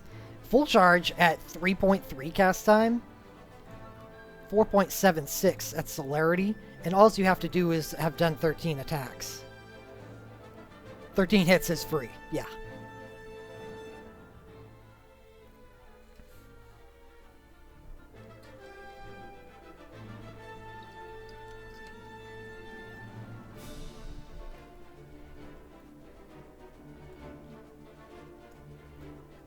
So moving on, we've got the summoning. I'm going to give the same rundown as I did for the 4-star. These are going to be useful depending on your characters. Summoning characters that can take advantage of these to their full potential are kind of rare. So you kind of have to build them on a per-use basis. However, they're the only things in the game that are going to take your 5-star summoning orbs. So it's not like these are drawing much power from elsewhere. So feel free to go after them. Now that we have a way to farm them, and summoning orbs aren't as uncommon as they used to be, it's not like this is some hone that you have to really think that much into. We have Bahamut, that's a non-elemental. It's just a slightly higher multiplier, so it's generally not considered one of the better ones. But we have Titan, we have Omega Weapon, and we have Tiamat. Actually, just Titan and Omega Weapon for now, which have the 14.8s. In Earth and Dark, they can sometimes be useful. I have used both at some point, but I still only have them at R1. I think I'll probably hone them eventually because I'll have so many orbs available to me. However, the problem here with these two is they actually do incur an orb cost. Actually, it's just Omega Weapon. Major Dark is a very high value orb, well, summon, fire, non-elemental, and earth aren't. But Major Dark is. So Ultimate Weapon is not going to be a popular home with people. Dark Orbs are very high value. And those are the 14.8 summons, but now we move on to the 18.0, which do have much more application. The Tiamat and Ogopogo. Ogopogo is not released in global yet, and it was just released in Japan, so it's going to be a while till we get that. So let's just talk about them. They're just clones of each other that do one is wind, one is water. And they increase their amount of attacks per a magic threshold. So once you're above 1191 magic, that's when it hits at 3 attacks. If you're above 599 magic, which is just insanely easy to hit, because this is after buffs, even in combat, you just do 2 hits. However, if you're only doing 2 hits, that's only a 12.0 multiplier, which is just worse than everything else. The problem with Tiamat at the moment is our only real wind summoner at the moment is Alphino. And while 18.0 is a hell of a big multiplier, because you would probably only be using this with Alphino's Burst Soul Break. Alphino's Burst Soul Break does insane single target damage because of its it grants the power chain status to you every time you use it, so you can just keep on chaining it over and over again, and it ends up out damaging this 18.0, as well as having 4 attacks available to it, so it can exceed 30,000. So if you're facing a single target, you just want to be using his first command. However, Tiamat is an extremely strong summon in Alphino's hands when facing Area of Effect. Tiamat and the 6-star are very powerful in Alphino's hands. I can say that with first-hand experience. Shadow says, I still consider them only worth creating and honing if you have the companion BSBs, which would be Alphino and Rydia's Burst Soul Breaks, which is probably true.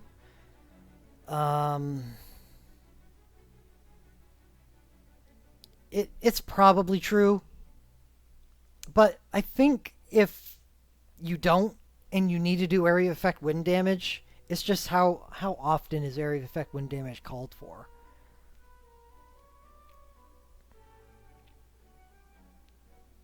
I just feel like hesitating to hone Tiamat or Ogopogo based upon that is kind of relic of the past thinking, because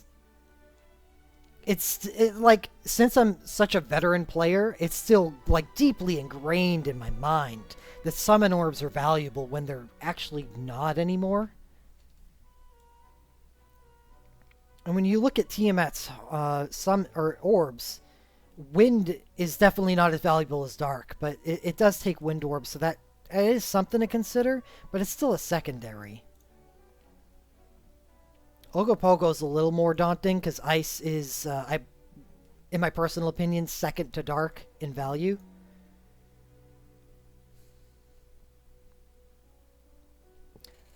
Anyway, Sketch says, so Dervish is definitely worth investing in if you plan to full Legend Dive Lightning. LM2 seems insane with it. No, it's for a non-elemental option. Lightning does lightning damage. Lightning is a Life Siphon character. She's a Life Siphon Thundering Twin Strike character. When I think Ripper Rush, I think Noctis. I think Fran. I think Shulk. I guess... Dervish. Or Dervish and Ripper Rush. I guess if you need to do non-elemental damage, it's something, but I really feel like Dervish is one. I'll get to that. I will get to Dervish when I do the 6-star, but I think Dervish is an insane investment. For low application. I think Zell is a good one. That's true.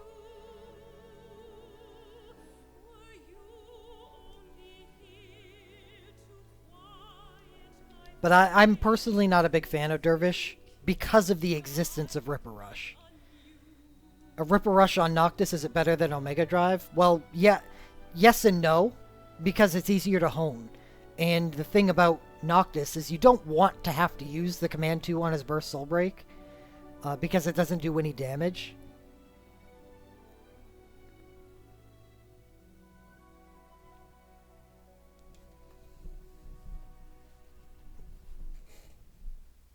Omega Drive is a daunting hone.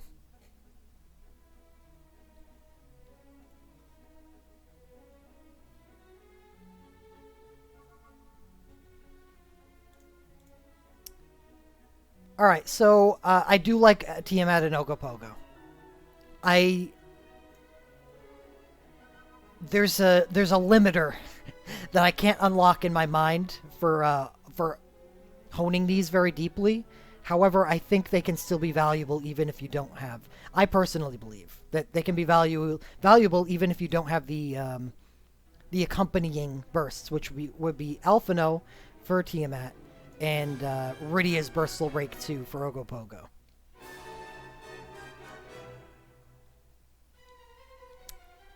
They're just very strong summon skills. These 18.0 multipliers, as long as you can hit the magic threshold, which isn't all that difficult, does even more damage, raw damage, than Valley Garmanda. I usually try to stick to one, but I do think that hybrids are a thing and are viable. I'm probably going to be running a few hybrid parties once, provided that I pull Celeste BSB2 on the Final Fantasy VI banner. Because she works well in a hybrid party because of her ability to excessively self-buff herself. She gets a plus 30% attack buff on bursts, the plus 20% for bursts, and plus 30% for a Dark Bargain command. Celeste BSB2 allows her to self-buff enough to make her viable even in mage teams.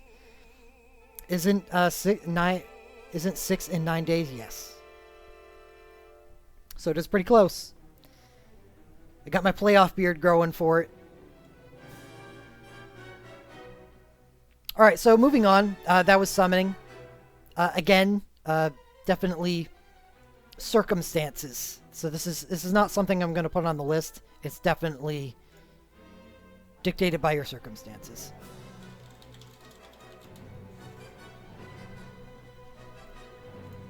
Whoa, I wouldn't put it that far, because Celeste BSB2 is self-buffing, whereas Sid does provide a very powerful party buff, and the damage isn't like Sid's as well. The Celeste BSB2 is the fact that it is sufficiently powerful, as well as having the almost unheard of utility of Grand Cross. Alright, anyway, I want to get going. We have the 3 primary 5-star Spellblades of Thundering Twin Strike, Blazing Twin Strike, and Engulfing Twin Strike. All very powerful, and definitely suggested hones. They're going to be useful for you, I guarantee it. Definitely a until I need it hone. But I guarantee you will eventually. Twin Strikes.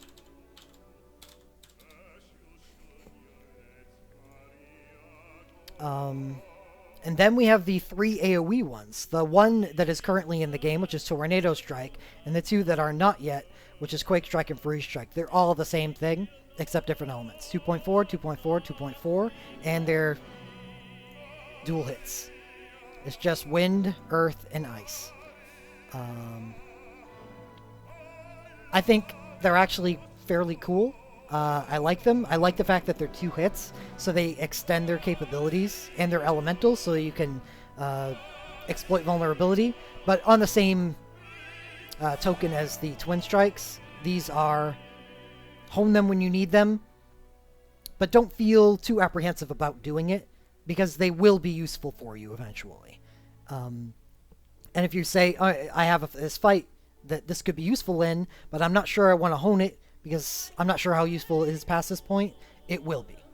They're all pretty useful. These access to Spellblade 5 is actually a fairly powerful thing, especially for Mr. Cloud with his USB, because this allows him to use a high multiplier attack to hit vulnerability, and oof, it is potent. Also, yes, that is good for Bart's too, not just Cloud, but Bart's is one of those guys that takes advantage of four Final Fantasy V elements and does it very, very strongly because of chase mechanics. Alright, next we have Dragoon. We have 5 abilities here, and here's the first one of the generic AoE abilities with Skygrinder. It's just non-elemental, and you're going to find these in a lot of the 5-star, the Rarity 5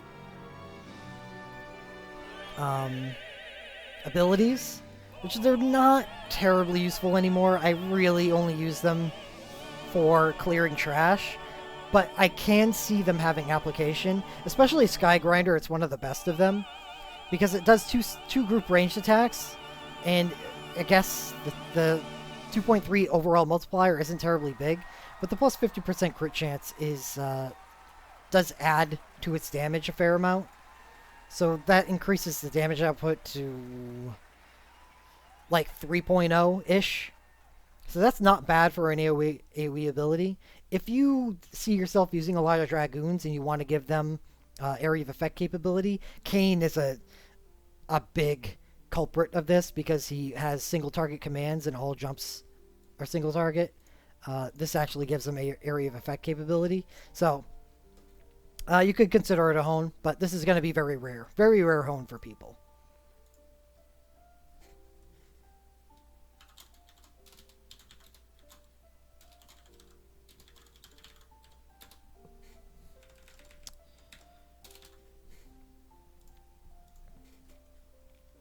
However, well, Dragoon Jump is used to be pretty good back in the day. However, it's limited by its insane multiplier. It's only spread over 2 attacks. Back in the day, it used to be worth the airtime. You could combo this with Blood of the Dragoon to remove that airtime. It used to be a pretty powerful combo for Sid missions, but this is one of the abilities that I have not used in months. It is definitely on the chopping block. I can't even see myself using it again. It's on its way out. But on the other hand, we have Lightning Dive and Aerial Dive, which are both very potent abilities. We're sacrificing just a little bit of multiplier for elemental status, which means they can be boosted in a myriad of ways by exploiting weakness, and lightning and wind, elemental weapons and armor, as well as them being 4 attacks instead of 2. So the damage potential of it is much higher than 20,000. Airtime's the same, but that's an acceptable trade-off for 4.52, which is a high multiplier spread over 4 attacks. And now it's going to become increasingly more clear how powerful Ripper Rush is as an ability, because it's 4.7 something over 7 attacks. And you don't even suffer drawbacks like airtime 3.5. All you have to do is use some things before it, which isn't actually that unfeasible for just about everybody. So we move on to Monk. Monk, I still vividly remember the point in time when Monk was kind of laughed at. Monks, they got bad equipment pools, and all they have is Exploding Fist, and Exploding Fist wasn't terrible. It's just the fact that Monks were so bad because everyone had such bad synergy. And Exploding Fist is not elemental, so you couldn't use out-of-realm stuff with plus elemental on it to make up for the fact that you didn't have synergy. So Monks really were just bad. Things have changed.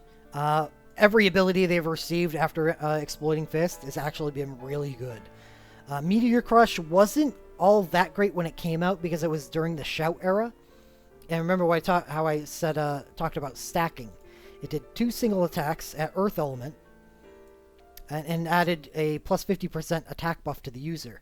Back in the day, when everyone was using Shout with every single fight that you ever took part in, this wasn't useful because they don't stack. However, that is very much changed now, and adding 50% attack to a monk can be very, very potent. So, Meteor Crush is a ability that came out a while ago, long time ago, but I actually recently made it, I think within the past week, to use on Raijin in the Apocalypse Plus. It's just a very, very powerful self buff for monks that not many other people have access to, just thieves with steel power.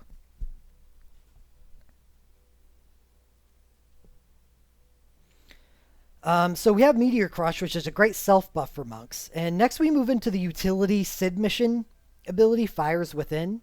Remember what I said about all the drain goods and stuff like that, the drain strikes. Well, Fires Within is in the same area.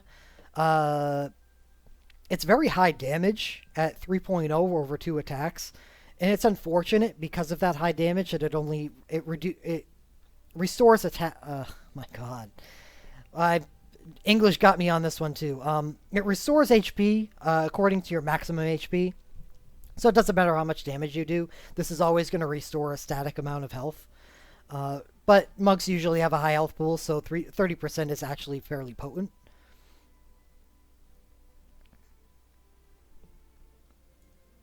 I, I, I wouldn't use this outside of Sid missions these days. Because, I mean, look at fire monks and their ability to take advantage of fire. It's pretty much what? Ida, Refia, Amarant. I guess Fires Within, it's actually been useful for me in multiplayer. But anyway, it is actually a good fire monk ability. And I like the fact that I have it because it's been useful for me in submissions, and I'm going to keep it around. However, Sid missions aren't for everybody, so don't consider this a high priority hone, even if it is actually a fairly potent Fire Monk ability, and it's really the next ability that shows us why. Burning Rush will be coming out with a Final Fantasy III event in the future, the Refia USB event. We get a slightly decreased multiplier, but as we learned above with the Lightning Dive and Aerial Dive, it's probably for a good reason, and we see that here. It's more damage focused, and it does it over 4 attacks for plus 20, and it gives you a plus 20% critical chance. This is extremely powerful in the hands of rapid fire monks, like Zell eventually becomes a fire monk. Refia, Ida is a fire monk with plus or gives herself instant monk attacks or instacast. So being able to use this stuff in rapid succession is very powerful on these monks. This is going to be a very popular ability. Refia is damn good with just her burst, and her first burst command is probably something you're going to want to use over this. However, if using Refia's BSB without her burst, this is a very, very potent ability to use with it. And it's because she is one of those rapid fire characters like Lightning that keeps extending her quick casting as long as she's using fire abilities. And the next ability is an Earth variant exact copy, which is very valuable for powerful Earth monks like Yang and Ursula. I believe they're the only two, though. Are there anybody else?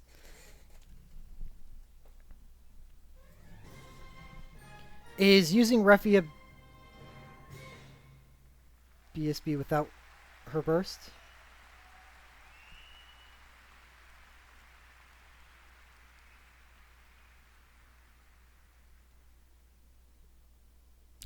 I can't piece together that question for the life of me. I'm sorry.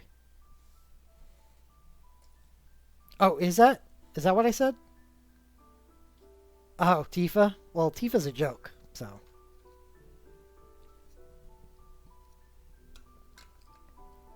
No, this could be useful on Tifa. Tifa's Radiant Shield will be okay in is it Fenrir who's vulnerable to Earth? So you use this, use her USB, and then use Gaia Rush, and you can probably do some decent damage. Plus, Fenrir will be taking a lot of the damage from the Radiant Shield. I mean, that's a good combination. However, I mean, I just think Tifa sucks. While Yang and Ursula are actually extremely high damage Earth Monks, and they could probably make better use of this. Oops. Hydra. There we go. Oh yeah, and Hydra spits out tons of damage, doesn't he? So that Radiant Shield would be pretty useful for that fight.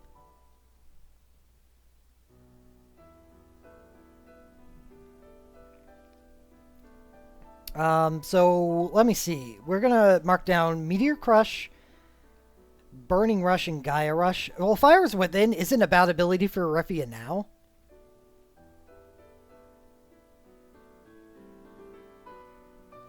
Because, you know, sometimes you need something to do, I guess. I just feel like I'd want to be Life Siphoning with her. Life Siphon or Burst Commands.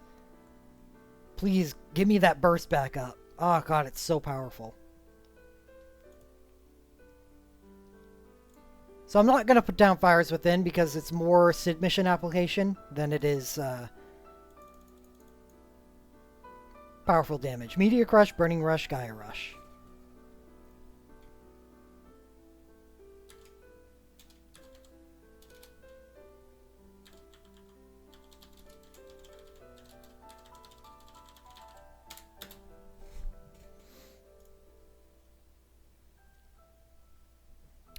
Then we got Thief 5-star, which we got 3 contestants here. However, I've already blown up Dash and Slash and Poison Leaves. Probably premature. I think I could have found better stuff to blow up and just let them sit because they may be, or at least the poison one is actually kind of useless. I'm glad I got rid of that. However, Dash and Slash, no, never mind. I'm actually happy that I blew these up. So first, we'll do Thief's Revenge, which is actually an extremely powerful 5-star ability. It's been around for a long time. It has a high multiplier at 3.5 and at a 1.2 celerity cast speed. And the awesome part about this is it's not only valuable because it heals it, it has a drain effect on it, but it also has that high multiplier, so it's useful even outside of Sid mission scenarios, which are usually when you're going to want to use self-heals.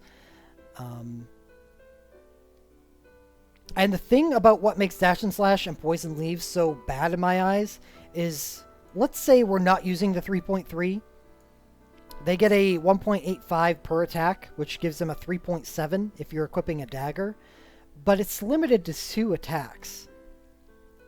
And way back in the day when the soft cap was 589, that was an issue because it was hard to get Thief's Revenge over 20k damage.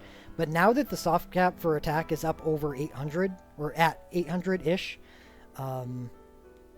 it's a lot easier to get Thief's Revenge over 20,000 as a non-elemental attack. So it kind of removes a lot of the reason to use these 2 abilities in the first place. You're kind of only using them over Thief's Revenge for the increased soul break generation for exploiting vulnerability. Poison is a vulnerability I don't give a crap about. So why would I hone up a 5-star ability for it? If I need to exploit it for target conditions, that's what Chain Bioga is for. Where with Wind, initially when I started this section, I expressed a little remorse about blowing this up because it is actually does have a Magicite dungeon attached to it. However, the Magicite dungeon it is attached to is Golem. And he just laughs at physical characters. So neither of these are particularly useful. This was an excuse back in the day when you had Zidane's Burst Soul Break 1 to give him wind damage so you could take advantage of his Wind Imperil. Which, if anybody that was looking at the future of the game would tell you, no, don't do that. it's not gonna pay off for you. You're gonna hit yourself. It is definitely more usable than the poison one, but I don't consider them valuable abilities.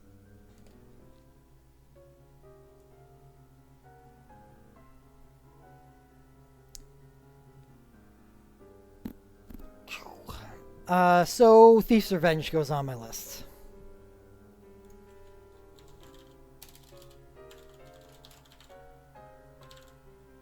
$9.15, been out for 3 hours. It's going to be a lot longer than I thought it was. We move on to night abilities. Alright. Well, we have 4 abilities that are already pretty damn good. I think over time, man, St. Cross used to be so good. So good. However, St. Cross, while still being a very effective ability, is just overshadowed eventually by Divine Cross, which has a much, though a 2.2 multiplier less than St. Cross, has a better effect, additive, oh my god, added effect. St. Cross assumes you and gives you low regen.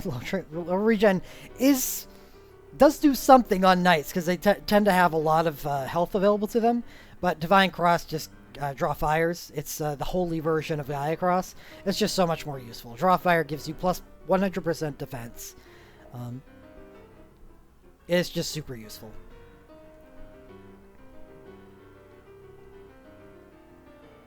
English is more than I can afford, that's for sure. So Gaia Cross and Divine Cross are 2 extremely useful abilities for knights. They remove the need for knights to waste a turn doing absolutely nothing when using Draw Fire, and allow you to do a ton of damage over 2 attacks to go with them.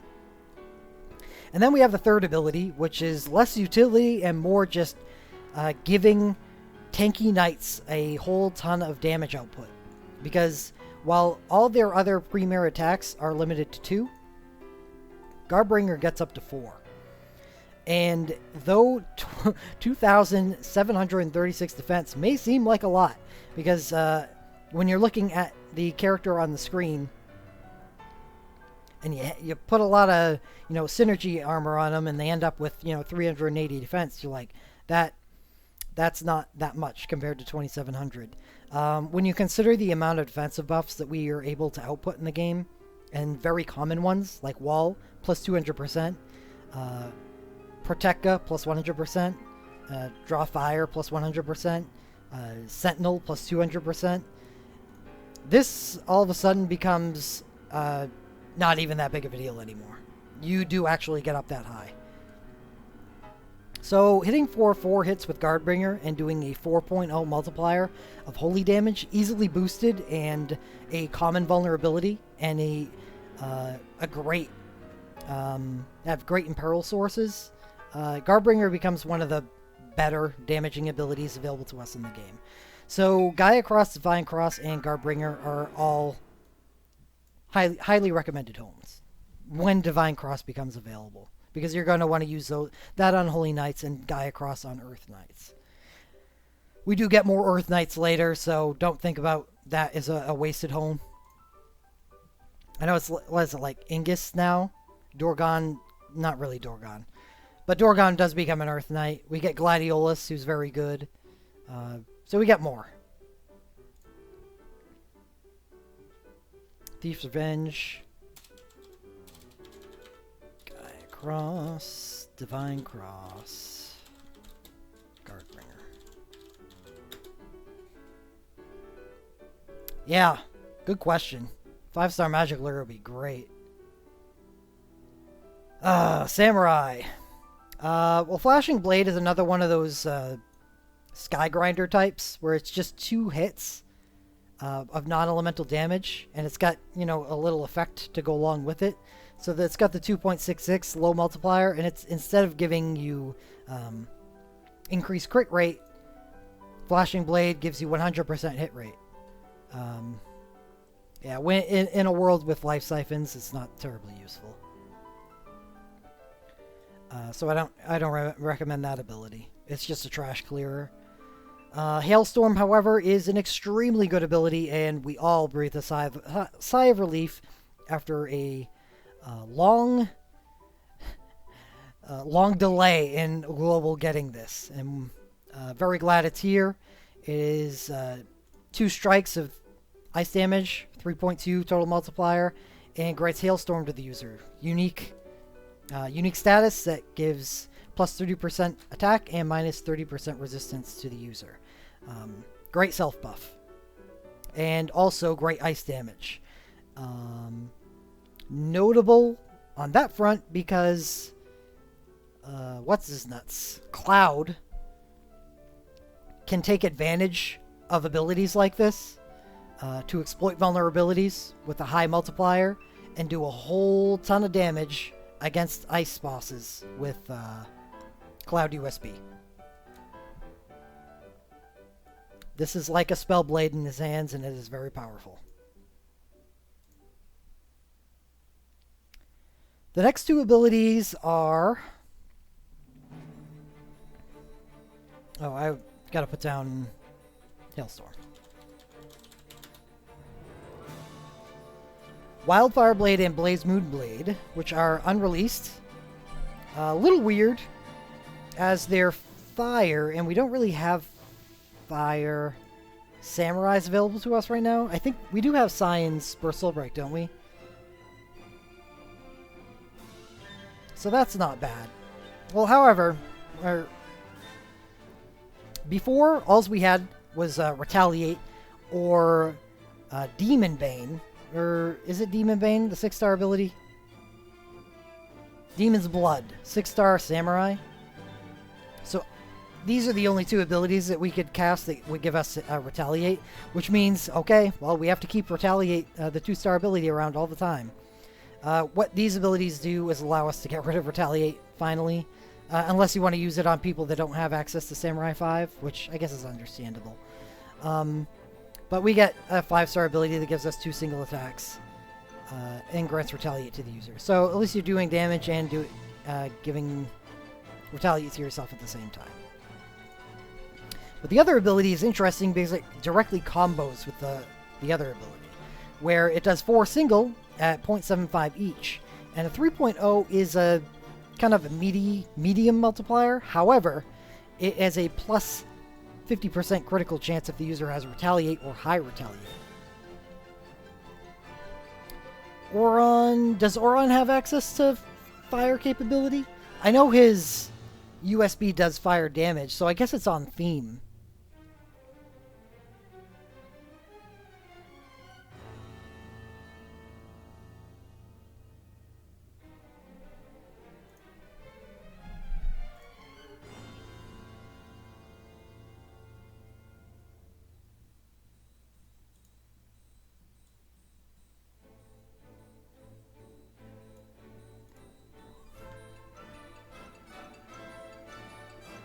Yeah, Auron is the only fire samurai. So as far as Elemental is concerned, well, Cyan eventually gets a USB. That's fire and is actually quite powerful. However, I'm never going to suggest that people like invest in this character. If you do eventually get his USB, don't shy away from building these abilities. I think Blade Moon Stance is fine by itself, which makes it forgivable. Because you can craft this no matter what, just to have something better to give Retaliate to Samurais with. But if you get Cyan's USB, he becomes really good with that other ability. Like, really good. It's they're meant to go together. It's just weird that they're the only fire samurais in the game. Because this is 3.0 with plus 50% crit chance if the user has Retaliate or high Retaliate. And the USB itself gives you high Retaliate and critical damage, so that combos with the critical rate 50%. And attach fire, so you're doing a 4.5 multiplier instead of 3.0 over 4 attacks. Yeah, it's just really, really, really, really powerful.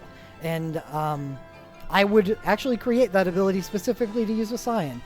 He would be an enormous source of fire damage.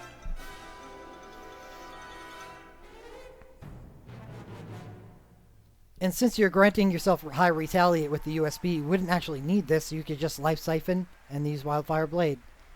Life Siphon the USB, use this, and hit for a lot. And it's weird that it's him. It's been kind of a,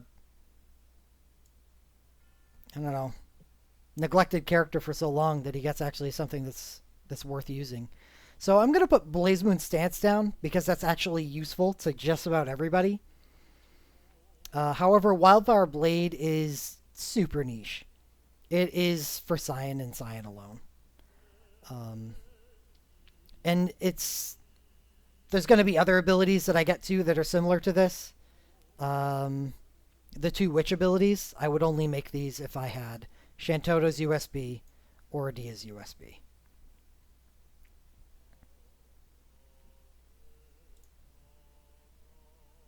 What's the name? Blaze Moon Stance.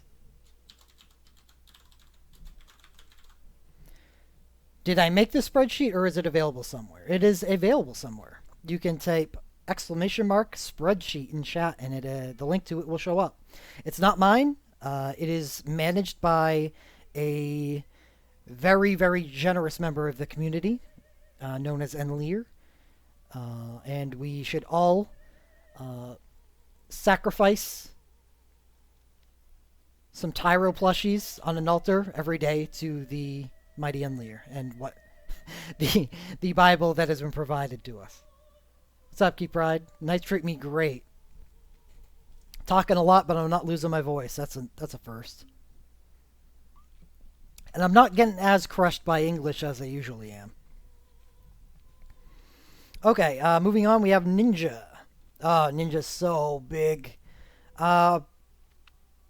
Well, right off the bat, I can just say these two abilities are worth honing and honing well.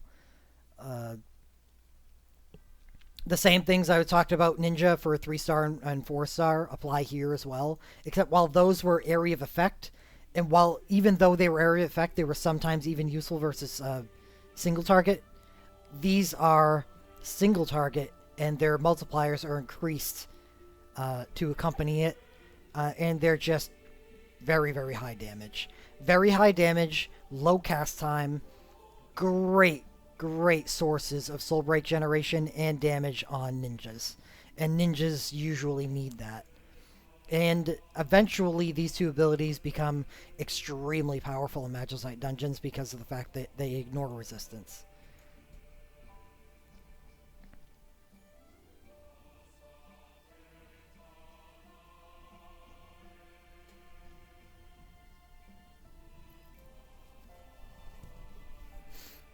So after a resounding endorsement of Smoldering Fire and Raging Storm, we have the 4 new ninja abilities that will be coming out with the Final Fantasy IV Rubicante and the Final Fantasy VI Umaro event.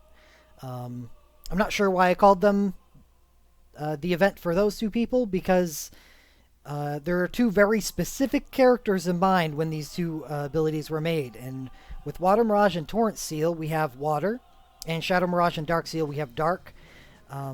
These abilities were meant to be used by Edge with his USB and Shadow with his USB, and with them, they become two of the highest, if not the highest, damage output characters in the entire game. So I'm not going to go into them, because I don't need to. My recommendation on this ability, or these abilities, is no. However, if you do feel like pulling on the Final Fantasy IV Edge event or the Final Fantasy VI Shadow event, these are must builds. And you should do so without regret or without remorse, because they become disgusting characters. There's different ways you can build Shadow because of his Life Siphon access. He may not need to use both of these. However, these two are pretty much required on using Edge, because he doesn't have Life Siphon access. So you have to rely much more heavily on abilities, unless you have a quick, dedicated entruster that allows him to use his Burst Soul Break, and that gives him the capability to use his burst commands as ninja abilities instead of relying on these water ninja abilities. So, you will consider these abilities if you get those, and I will talk at length more about them on the event previews when we get there. Or, not the event previews, I'll talk about these before then, but very powerful in the case of those. Let's see, we have Angel Song, which we have actually seen mined, so we can actually anticipate this being released sometime in the near future. My guess would actually be Extreme Fest, because I don't see another, like, event for them to do it. July 20th, maybe? That thing that they said in the Mind info that we're going to be getting for Global on July 20th? I don't know. Anyway, in the near future, we can expect Angel Song, and eventually, probably, at some point, before the game dies, we might get Devil's Anthem and Demon's War Song. Angel Song is not required honing. It's just grant high regen to all characters. It's fine. I don't like it drawing away from the strength of Soul Breaks. Usually, it's okay. It's a good buff. But I would usually prefer something else. However, in the case of a 5-star, this is more... you create it, or we get it for free, and then you never have to touch it again. Because it's just a buff, you know? And it's going to last as long as you need it to last. So you don't even have to worry about the orb expenditures here, because we're only going to get a free version. And you can just use it as a R1, and that's cool. It's fine. Devil's Anthem and Devil's War Song are different, because they are meant to be spammed. Because they're an iterative buff, where you use them once and it gives plus 10% magic to the party. Use it twice, 20%, 30%, and so on and so on. As long as you keep on stacking it up. And the same thing for Demon's War Song works with attack. These will be... I feel like these will be useful. I've heard JP players tell me that they've been useful. It's just... You know, it's anyone's guess when we're actually going to get them. I believe these were released with the second Bra Bra event, and we've seen how long it's taken for us to get the stuff from the first Bra Bra event, so don't hold your freaking breath. At least next up, we have something I can speak well of. Multi-Break is exactly just a dancer version of Full Break, where it does no damage, and its area of effect and reduces all 4 statistics by 30%. Easily makes it on the list. It's an excellent ability. I use it often.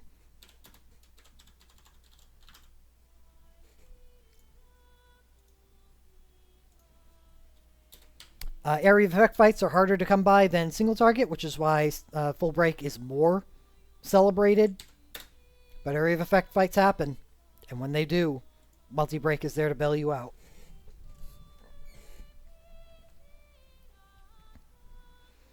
Machinist.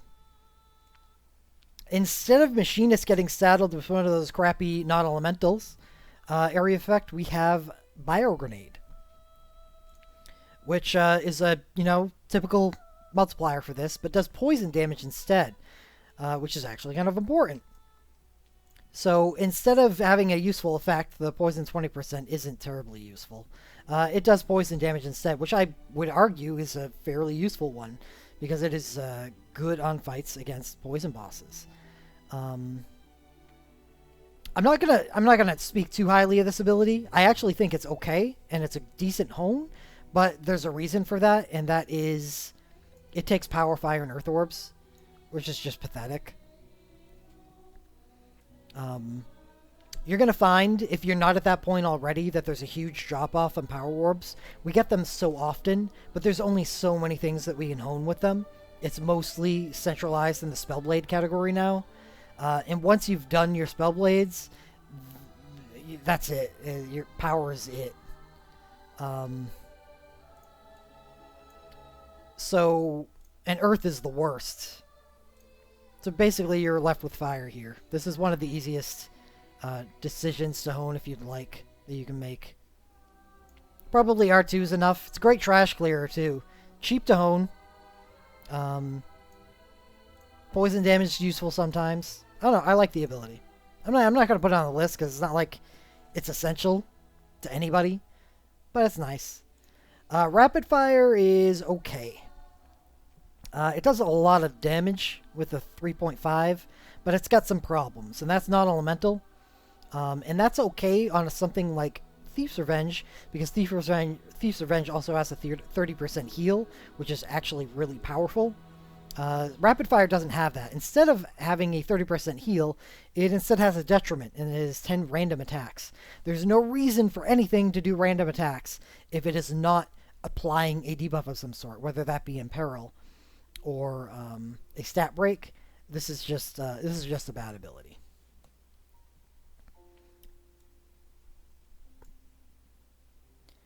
Next up, we have Tempest Snipe, which is almost a psi multiplier, basically the same thing. However, it is single target and elemental, which is nice, and is just 6 attacks, which is fine. That just means that, you can't exceed 60,000 damage, and please, if you can exceed 60,000 damage with Tempest Snipe, I'd like to see your lineup. That would be an excellent machinist. And I actually don't doubt it. I think with enough Imperil stacking and lightning and stuff like that, you could get there, and it's not even that unfeasible on Laguna or what's his nuts? Prompto or Laguna could probably do that. So okay, I really like this ability. It's the new age, the start of the new age of machinists, turning them into DPS Imperil classes. I really like this ability. It's 6 attacks, lightning damage, high multiplier. It's great. It's great. So if you have machinists that can take advantage of it, specifically at the moment, Global has Laguna. Laguna and this ability are made to go together. He has that ability that gives him 2 instacast machinists, and he's Imperil lightninging. Lightninging. I made up that word, but I'm okay with using it. That's me beating English at its own game, okay? Yeah, they're made to go together. You just instacast 2 Tempest Snipes and do it all over again. It's an excellent high damage combo. But next up, we have 2 identical abilities other than their elements, and we see a low multiplier here, but that's for a good reason. We have 2 single ranged attacks with a 35% to cause Imperil Lightning 10% for 15 seconds. This is what we call minor Imperil Lightning, so it's half of an Imperil. And it actually works out really well because you're going to be using this on Imperil characters like Laguna or Prompto. And it enables the damage. You may balk a little bit at the 1.28. However, these are actually quite powerful in the hands of Laguna and Prompto at imperiling the enemy. And I believe Reno, sorry, I forgot to mention Reno, can take advantage of this right now because he has an enlightening burst. I don't know if so. Yeah, Raccoon, sorry. You did beat me to it. But he eventually gets a USB as well, and Reno can take advantage of this even better, I believe. I forget what it does exactly, but I'm pretty sure I remember Tempest Snipe being a cool thing for him. So all three of these abilities are good, but Spark Offer and Cold Offer are more for Laguna and Prompto, where Tempest Snipe is for Laguna BSB. This would be Laguna USB, but this is Laguna BSB and Reno USB,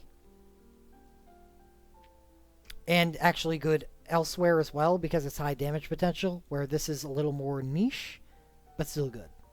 But I'm going to put down Tempest Snipe on the list, where Spark Offer and Cold Offer are kind of conditional.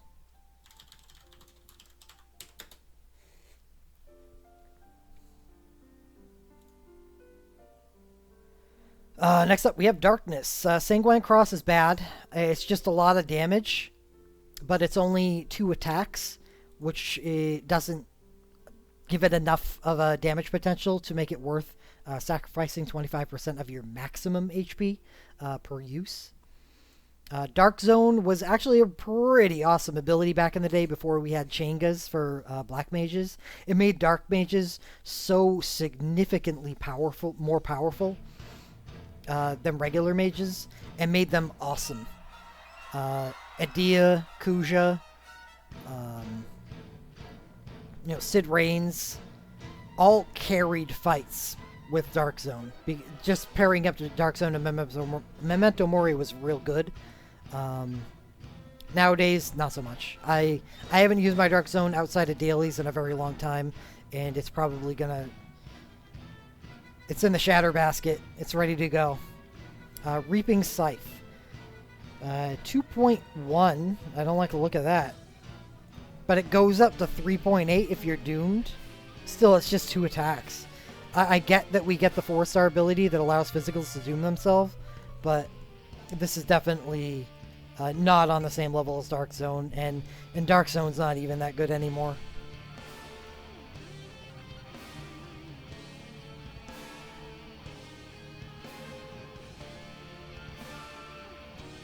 It's not a 3-stack. It's a 60% stack, I believe. I'm not going to say this one with 100% certainty, but say you have 2 Imperils on the boss, that gives you a 40% stack, and then you could have 2 minor Imperils to move it up to 60%, and then you'd be capped. So what minor Imperils do is allow one character to more easily hit the 60% limit. That's my impression of what their intention with those abilities are. Again.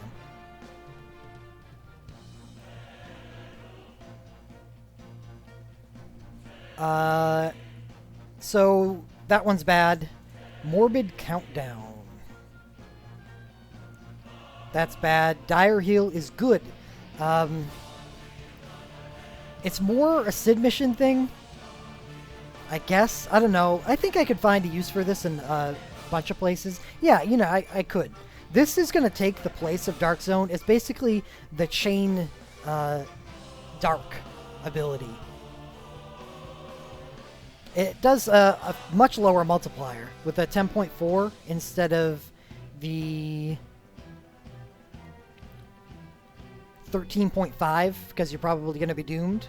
But Dire Heal, you're okay with losing that multiplier because it heals you for 20% of the damage dealt. So this is a really powerful darkness ability available to all darkness mages. So it helps them exploit weakness while, generating soul break gauge to use soul breaks and whatnot. So I really like Dire Heal, and I'll probably be shattering Dark Zone at some point and then honing up Dire Heal at another. But for the stuff that has not been released yet, we have Dwindling Spirit. Physical Dark at 4.4 is quite high. Okay, neither of these are good because they only actually start becoming a strong multipliers once your Doom Timer is below 20. Once it's below 20, you get 4 attacks. And the 4 attacks is nice because obviously that's better than a lot of things. Especially, like Sanguine Cross or Reaping Scythe. However, Darkness characters' benefit right now is their burst commands. Like Gabrath does Imperil Dark on entry and then has a 4-hit burst command that hits at ninja cast speed. And that's great. That's better than either of these. Dark characters are definitely based upon their burst commands, and these aren't better than those until you get to below 5, and that's just bad. However, we do get 2 more physical darkness abilities that are actually good. We have a Dire Weapon, which is just a physical version of Dire Heal, which you do 2 single attacks at 3.0 multiplier, and you heal the user for 20% of the damage dealt. This is a very good ability. And an ability that is made to go with it with Crimson Cross, which is similar to Sanguine Cross, but better because it sheds the 2 single attacks limitation into a higher multiplier and 4 attacks by only trading 5% more maximum HP. And it comes out at the same time as Dire Weapon, so you're free to alternate these 2 abilities if you want, which will be something you are going to want to do on someone like Garland with his Darkness Chain. Otherwise, you're either going to be using one or the other on a Darkness character. I'd usually suggest Dire Weapon, but if you feel like you have the defenses and the healing, Crimson Cross is actually just so much more powerful. So I'm putting, out of all of these, Dire Heal and Dire Weapon down, and consider Crimson Cross if you've got the framework for it.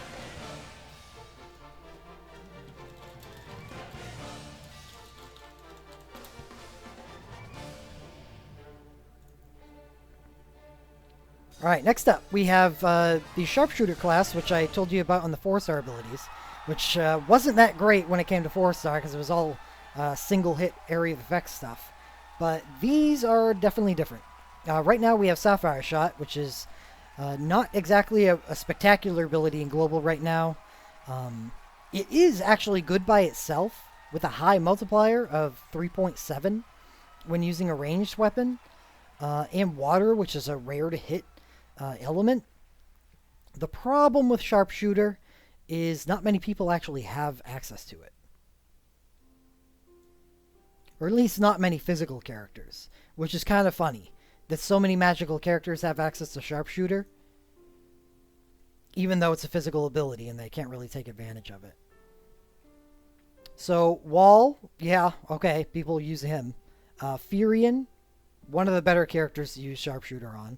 Maria is magical. Refia is a fire monk. So I guess it allows Refia to hit water. Rosa, that's hilarious. Ferris is not a bad person to use Sapphire Shot on. Umaro, no, he's going to be ice. Vincent, he's fire-based, not that useful. Rufus is hilarious. Alina is not out and won't be until after the buffs.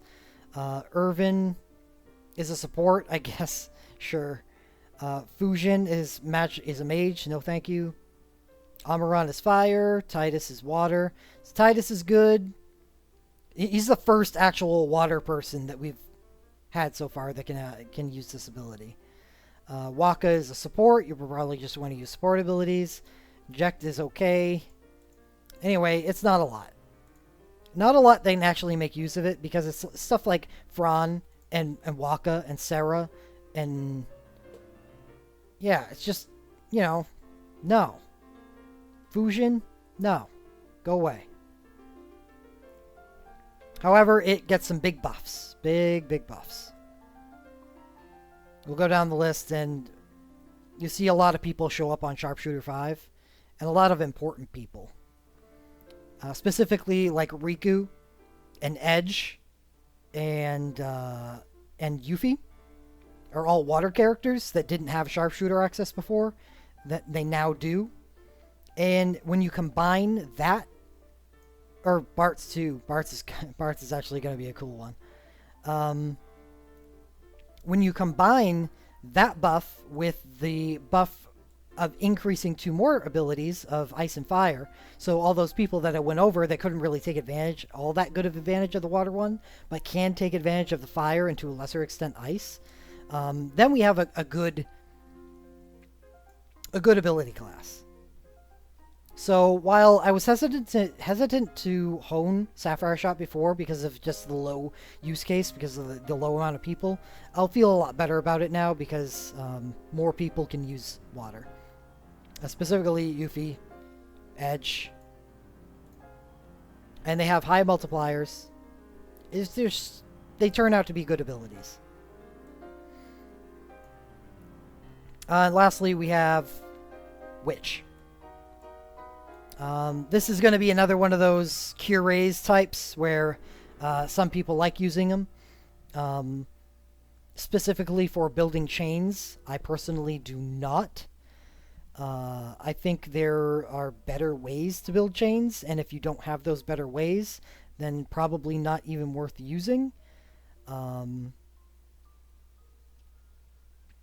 except for two characters, and that would be Shantoto and Adia, because of their USBs, which are made to combo and quick cast out witch abilities. Eventually, Lulu will also be getting a USB that makes witch abilities worth using. So I'm going to go and take a look at that for now. It's important because witch abilities are, I don't think they're good almost all the time, but they do have cases in which they are useful. Lulu's USB grants attach ice, magic resistance plus 30% to the user, so she's very offensively capable, or highly increases her offensive capability, and also gives her instacast too. And the instacast makes the witch abilities worth using. You want either quick cast capability or instacast, preferably instacast. I don't believe that using the 4-star in conjunction with the 5-star together to chain them to give yourself a quick cast to reduce the cast to the high cast timer. I didn't even go over that, did I? The reason why I don't like these is because this is higher than Soul Break. You do not want to use these if you're not using them with some kind of cast time reduction. They take so long to cast, despite putting out 6 single attacks. Not only do they take a long time to cast, but they have an abysmal multiplier. 8.1 is just really, really low. It's below 4-star capability. But Lulu USB, SB, I actually like that a lot. I don't know if that's enough to make me like Lulu, but that's pretty good. There are cases in which abilities are useful. It's just they're rare.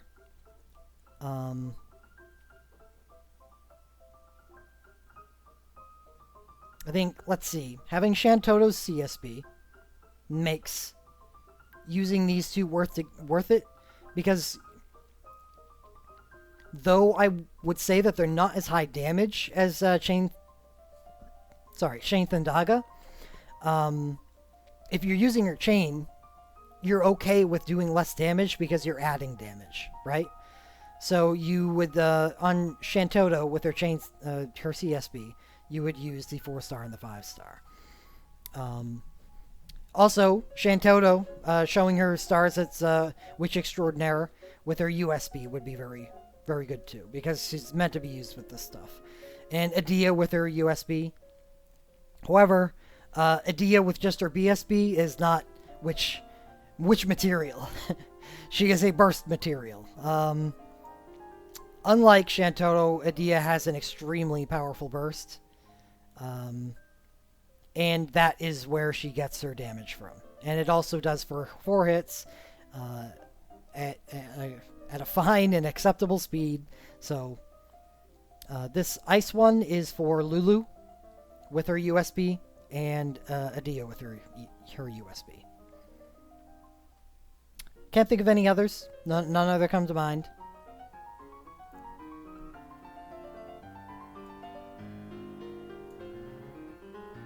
So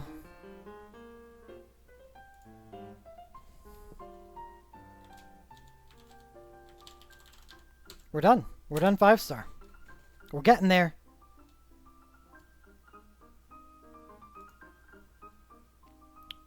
What's everyone think?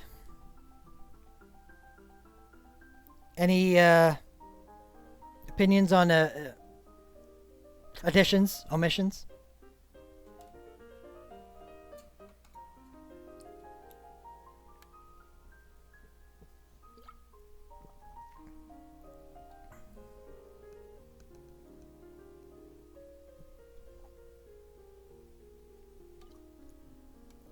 Would a second murder harp be a waste? I'm thinking so. How often am I going to be running 2+ instrument attack, access physical attackers?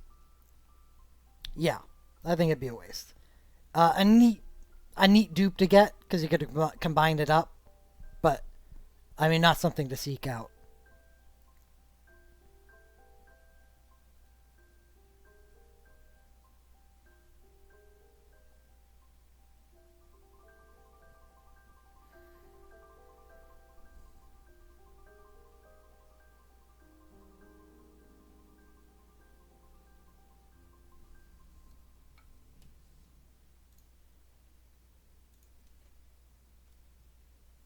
Oh, awfully quiet.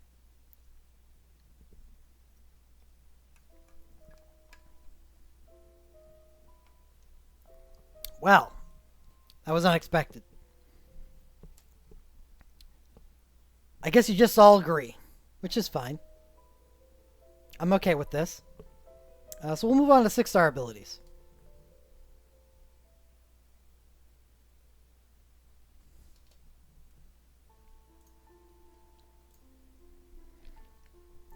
Which I suppose is what everyone was hoping for anyway. However, 5-star abilities will be more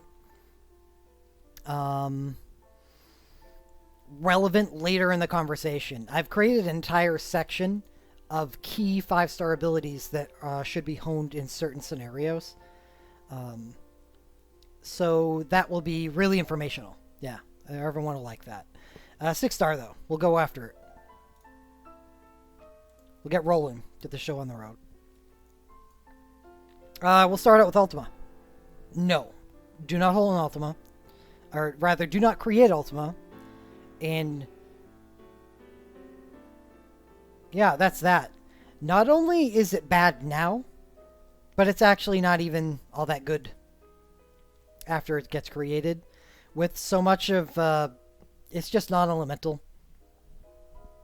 So you do 12.0 over 3 attacks. Area of effect. It's really nice-ish. There's just better options in burst commands that you don't want to be wasting your orbs on this. And it's not because it's bad. It actually is a good ability. It's just the fact that it shares black orbs with Meltdown. And Meltdown is an extremely strong ability.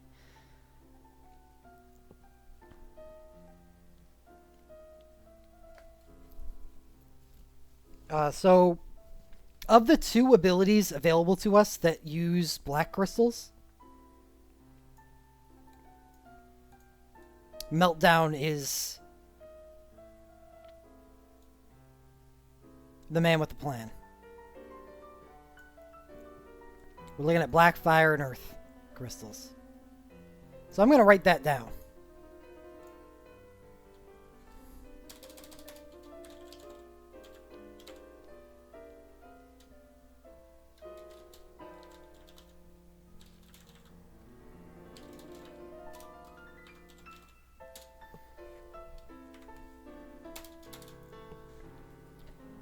And next up,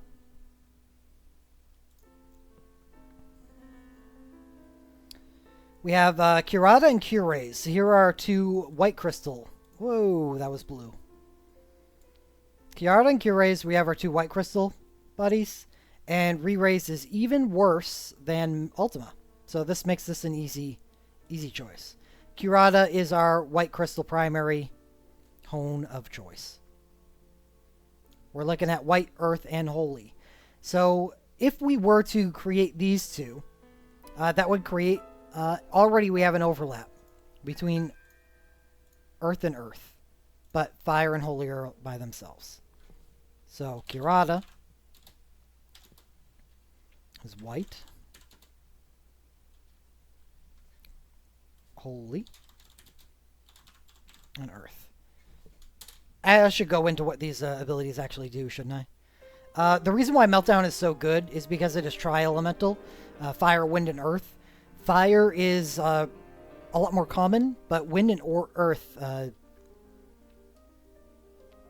make this a really, really awesome ability for exploiting these vulnerabilities, and it does so with a very high multiplier against single target. So the use case for Meltdown is actually quite often, as well as being very powerful on its own if you need to hit non-elemental against a single target.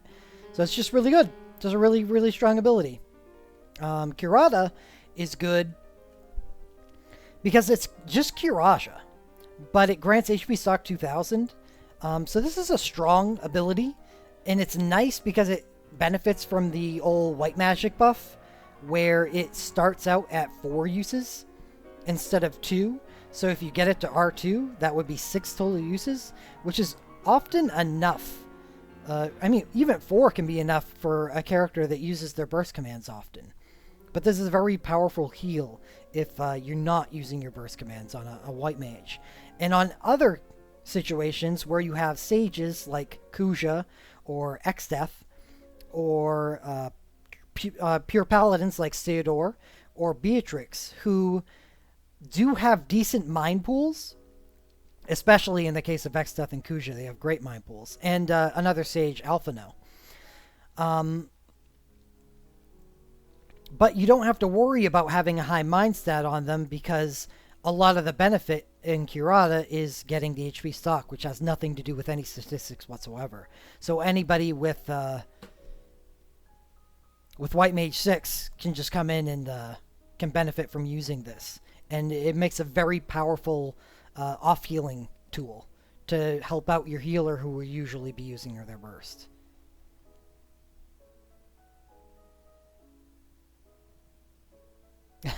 Good luck, TRM. That's a big one. And re-raise grants re-raise 80%. So it just grants a status on one character that as soon as they die, they get revived to 80% of life. It's just awful. It's a very easy decision on that one.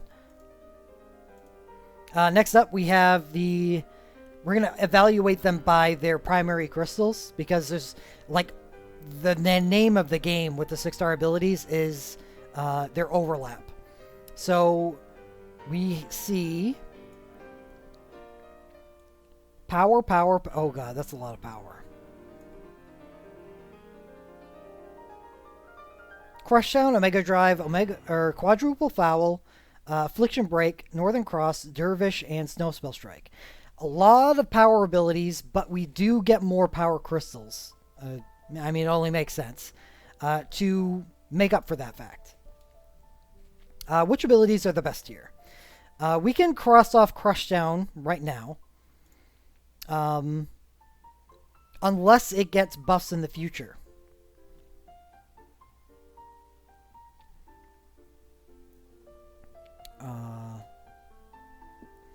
So while, and this is an important thing to note, that while I'm offering advice on 6-star abilities to create and hone, I'd probably hold off on doing anything like that until we get more information out of Japan, because there's supposed to be a bit of an overhaul coming. Because a lot of these abilities, like re-raise, Ultima already did get an overhaul, and it's still not even that impressive. But like Quadruple Foul and where is it? Penalty Strike are just bad. They're just really bad, and they need to be overhauled. And I would hold off on making any decisions, because these are honing or creating these are decisions with lasting repercussions because of how rare crystals are. Even when they become farmable, they'll still be rare and high value.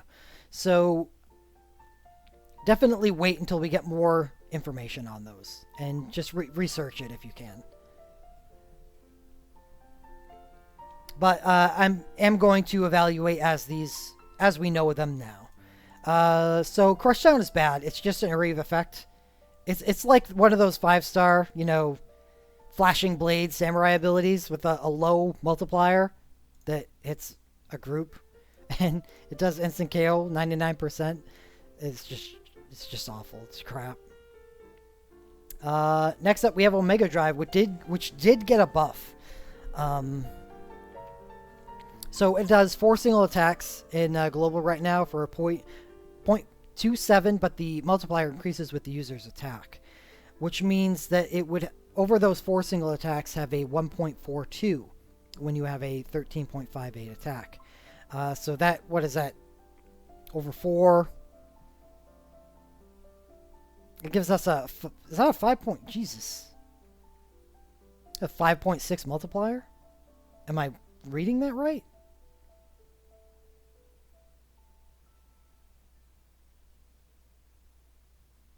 Okay, no, I thought that was global. No, this is JP, right?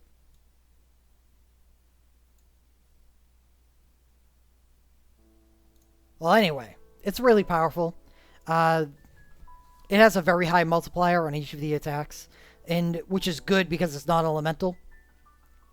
All you have to do is have 1358 attack, which, with buffing and self-buffing, is not that difficult these days. Definitely a very powerful thing on characters like Noctis and Cloud. Cloud definitely benefits from being able to use Spellblades and Samurai abilities to exploit weaknesses. But when he can't exploit weakness, Cloud can still be a very potent character with his USB by just using Omega Drive instead. I would consider Omega Drive to be one of the better power crystal abilities. So I'm going to put that down.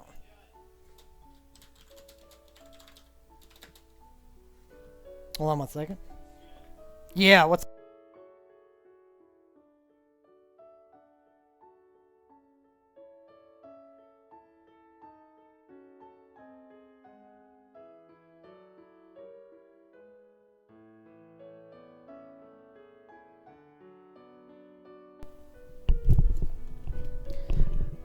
Okay, moving on. That was Omega Drive. Good one.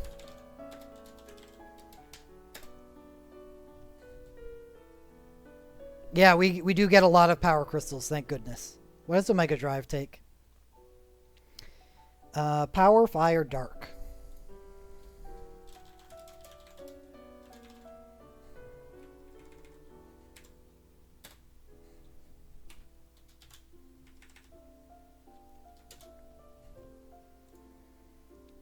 Next up, we have Quadruple Foul. It causes status effects, which is really bad, so skip.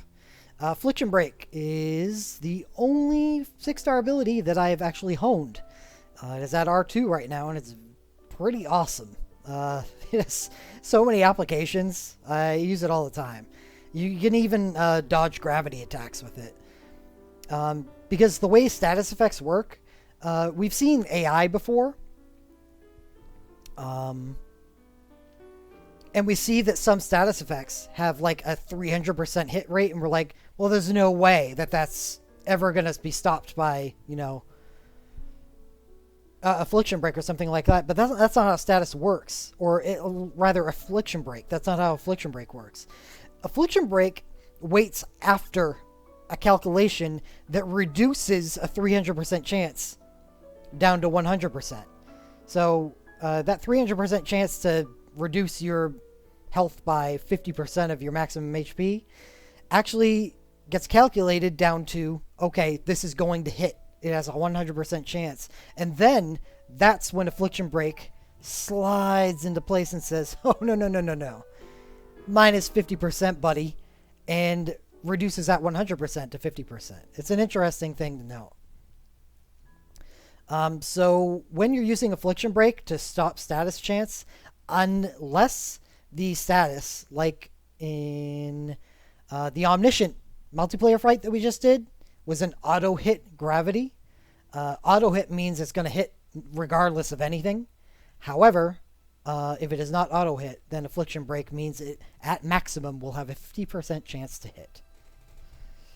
Which is really nice.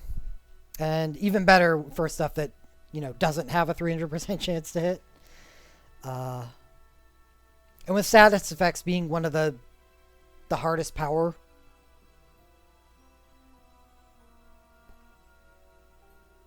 curve parts of a boss to overcome, it's a very powerful ability. And I really do think it's a strong hone for basically everybody. Unless you, like, run 2 status blinks on your party or something.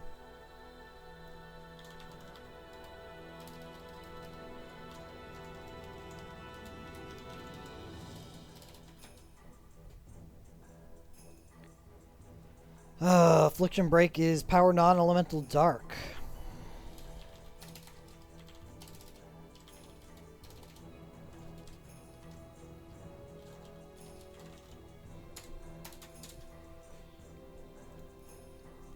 Next up, we have Northern Cross. This better be due for buffs because it's really bad right now. It just does some damage and may inflict stun and stop. Whatever. It's bad. Dervish, we do know, gets buffs, and it actually gets legitimately good. I think in a world where Ripper Rush exists, it makes this a tough hone. Because with power being such a crowded category, as we're going to find out, there's yet another power crystal ability that I find extremely good. Unfortunately makes this kind of low priority, especially because you have Ripper Rush at 5-star, which can do basically just as much damage with only one less, with a 70,000 cap instead of 80,000. This has a 4.8 multiplier, while Ripper Rush has a 4.76.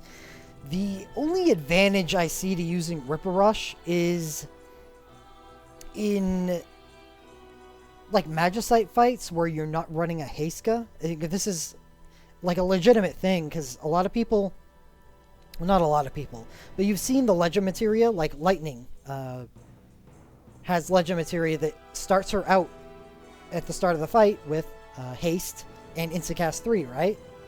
So what if you have 1 or 2 of those that starts them out with haste, and you have 2 people using Mako Might and Dr. Mark's Teachings to cast bursts, which give them haste? What would you do if, or what would you say to an ability that could say, hey, you know, you don't actually need to run a Haska in this party, you can divert you know, power to something else, like, so you don't have to use Onion Knight Burst Soul Break or something like that. Because a celerity character can just use Dervish instead. There's a problem with this, however, and that is Dervish is a celerity ability, and a lot of the best celerity characters in the game are the ones that have those Legend Materia that give them haste at the start of fights. Including Tidus, Noctis, and Lightning, and Shulk. So that capability is there for people who don't have those Legend Materia available to them, but it's something. But at the end of the day, I still don't feel that highly about Dervish in a world where Ripper Rush exists. So I'm not going to put that down. Next up, and the last on the list, we have Snow Spell Strike. I believe it's last. Yeah, it's last. Snow Spell Strike is a 2-hit Spellblade, but it has a massive multiplier. Yeah, it's nice and wind damage. I don't know, it's really good. It stinks that it's only 2 hits, but I feel like the multiplier is relevant because it's useful in the Ice Magicite dungeon and probably not really in the wind, because I think in the wind dungeon you're probably using, if you're going to go physical, then you're using Cloud USB, and Cloud cannot use Snow Spell Strike because he can moat to Spellblade 5, but that does not give him access to Spellblade 6. Snow Spell Strike is for Celeste, and it's for Squall, and it is for Bartz, but it is a very good ability, and I'm gonna throw it on the list. Worth noting that this is created with job motes. So it starts off at R1, makes it a little easier to hone. Power Crystal, Ice Crystal, Wind Crystal.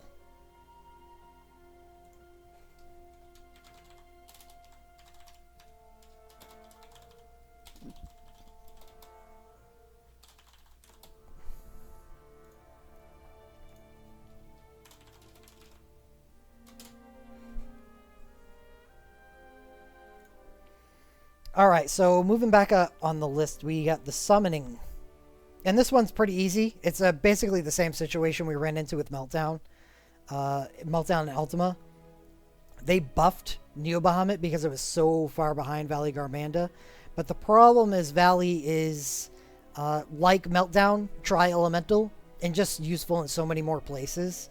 Neo Bahamut hits 4 times, and that's pretty cool. But Valley Garmanda hits 3 times and hits the elements at the same time. It's more useful in more places, and it has Neo, with the fact that it's not elemental, has a low chance of hitting over 30,000 damage, which would that's the trait that Neo Bahamut has over Valley. Yeah, unfortunately, Valley just still ekes ahead and is better than Neo. So we're gonna put down Valley.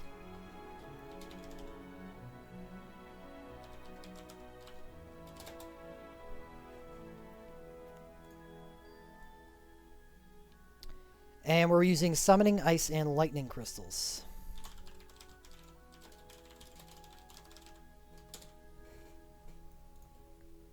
Next on the list, we have Sky High. And I am going to evaluate this as it stands. However, it's getting buffed. We know it's getting buffed. And it needs to be, because right now it's pretty bad. So I'm just going to put that on the back burner. Lifebane is not terrible. It is a 5-hit version of Omega. Lower multiplier and a lower threshold of attack to meet, but I'd rather have the higher threshold of attack to meet and have the higher multiplier. But that 5 hits is interesting. I think the most interesting part about Lifebane is the fact that it takes fire, lightning, and earth crystals, which means it doesn't impinge on the power crystal horde. However, I think one major problem with Lifebane is it's not elemental, and with so many monks not named Zell having elemental status, and then eventually Zell, even with his USB, becomes an elemental monk. I think, what does that leave Prish as the only useful user of Lifebane? It doesn't really have a huge use case scenario.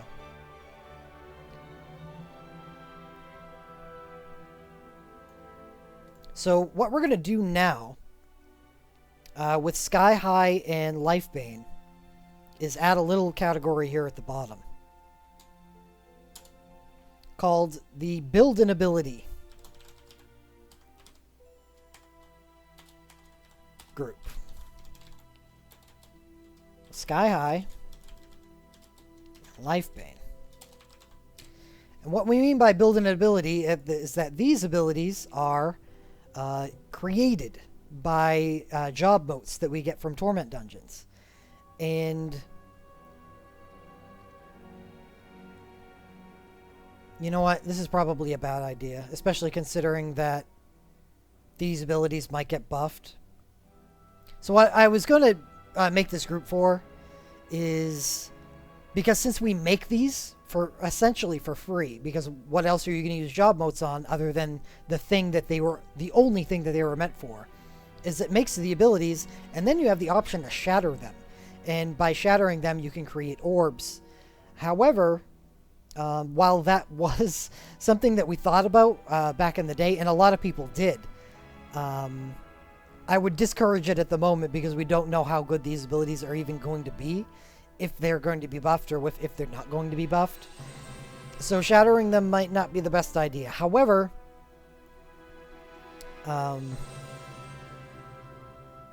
the option is there if you want to concentrate your crystals into certain things.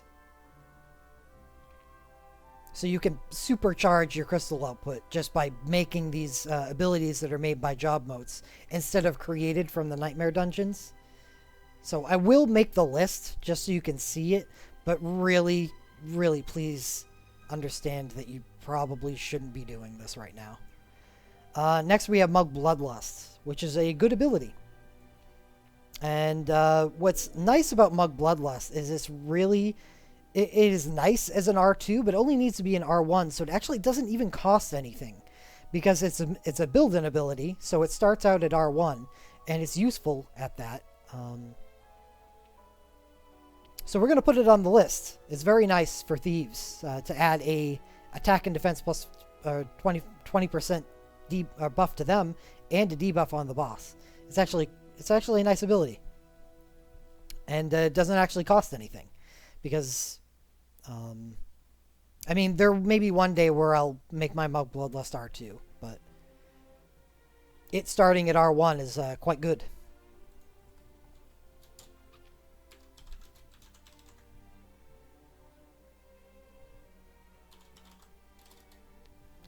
We will write down the orbs, but we'll just keep in mind that these aren't orbs that interfere with anything for now.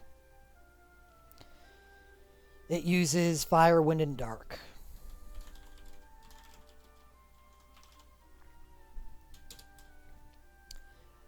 Next on the list, we have Aegis Strike, which is actually a fairly decent ability. A higher multiplier than Crushdown, slightly, 0.24, but really the defining characteristic and what makes it so much, actually usable instead of Crushdown is its Holy Element. So it's really good on two knights I can think of in particular, Agrius and Beatrix, who don't have area of effect options other than the entry to their bursts altogether. They have Guardbringer, and they have their two commands, which is all single target. Aegis Strike is very powerful on both Agrius and Beatrix. And I would assume on other single target knights, like Cecil. Cecil with his USB, Aegis Strike is very good on. So I think Aegis Strike is another ability that's pretty good and probably worth R2ing at some point. If you have any intention on investing in the better knights in the game. Because Cecil, Agrius, and Beatrix are three of the best. And that's not the end of the list. That's not an exhaustive list by any means. Shadow, come on.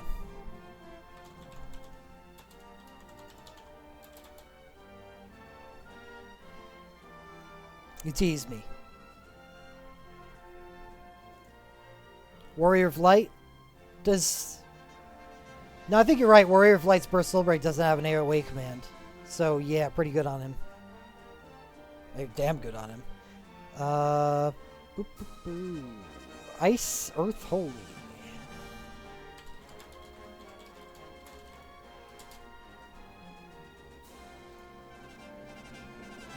Demon's Blood is bad. It's just... 3.1, it's worse than Crushdown's damage. It gives you Retaliate, which was kinda neat. Kinda. Until we got a 5-star ability that gave us Retaliate. So, Demon's Blood goes on the... Please buff me or I'm shattering the living shit out of this thing.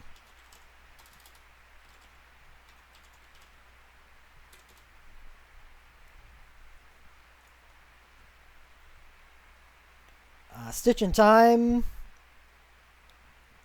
I would assume it is going to be something that gets buffed, because it's actually a really bad ability.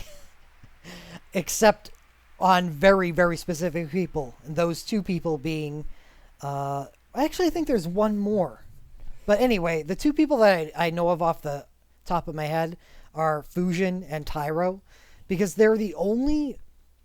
ninjas that can use Stitch in Time that have access to strong-ish, definitely in Fusion's case, but less so in Tyro's case, Black Mage ability. Because the crazy thing about ninjas is they are so much better with things that give them plus damage. Because of the way damage is calculated for things that pierce resistance, ninja magic. So, using stuff like Stitch in Time, which grants the Stitch in Time status to the user. Stitch in Time is plus 30% magic and minus 30% defense. The benefit of giving a ninja a stitch in time is not that great because they have a soft cap of like 390, which is really easily hit. And if you do, your damage drop off from getting more magic is considerable.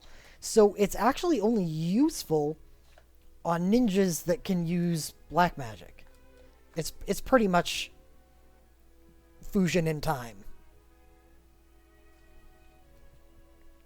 So it's not really that great of an ability, even though I've made it and I use it probably more than any other 6-star ability, because I'm a unabashed fusion lover. However, if you're not using fusion, Let me go check to see if there's anybody else that can make use of this. I'm starting to think that it may be worth splitting this into 2 days, because there is actually an entire other portion that I want to talk about after I get done the 6-star. I'll go over it briefly. I'll do a 5-minute rundown, but I'm starting to think I'm going to be streaming tomorrow night and going over the rest of it. So Kyros is just a physical character. No stitch in time for you. Edge, nope. Shadow, nope. Yuffie, nope. Fusion, yes. Lion, nope. Thangrid, nope. This is it. It's the fusion in time.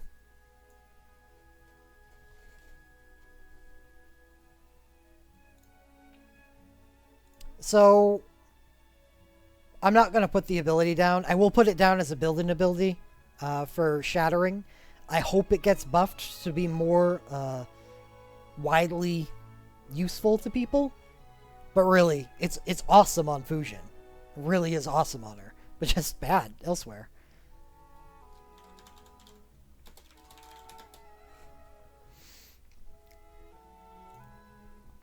And last but not least, we have...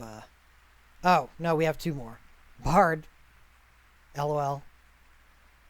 It's actually a good Bard ability. Grant quick magic attacks 3 to the party. Anybody with Bard 6 is happy to be part of a mage team at this point. However,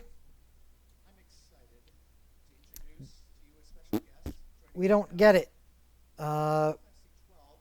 The mind image of Angel Song gives me hope that we will one day be getting this sometime in the near future. But not now. However, it is a good ability. But also, not one that's probably worth honing. So we can just build this once we get the motes for it. And at R1, it's probably pretty damn effective by itself. So I'm going to put it down as a useful ability. However, we can ignore the orb cost as far as clashes are concerned.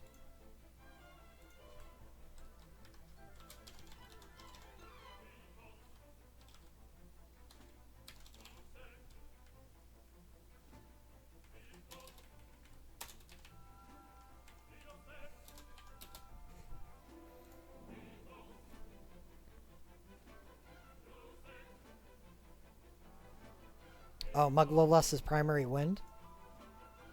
And Earth White Holy.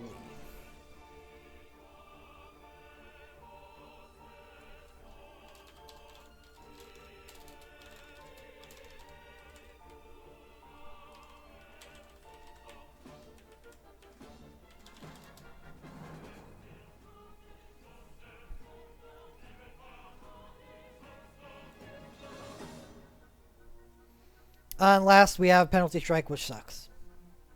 That's, please buff me.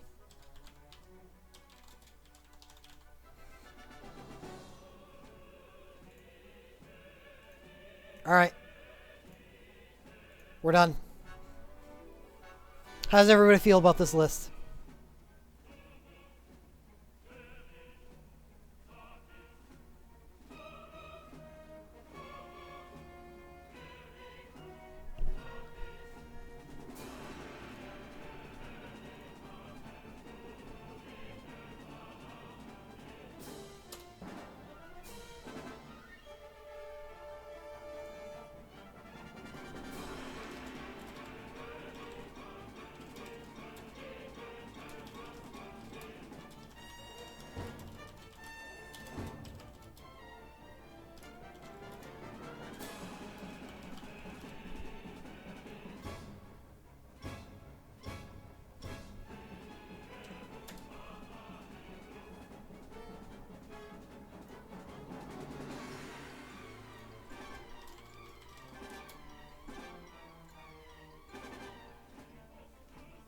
Quad Foul, Northern Cross.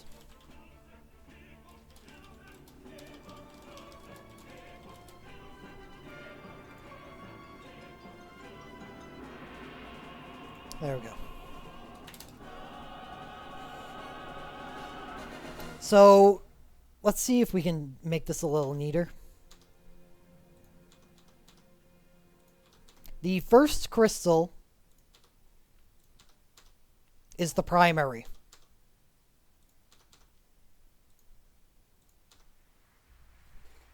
So, black and white, these two are exclusive. Summoning is exclusive.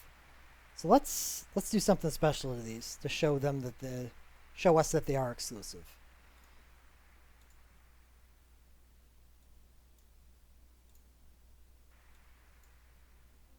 And we don't have to worry about them. Power, heavily contested, but we do get a lot of them. Affliction Break is nice at R2. I have my Affliction Break at R2 at the moment. And I have not used any other power crystals. And I have 50 power crystals left over.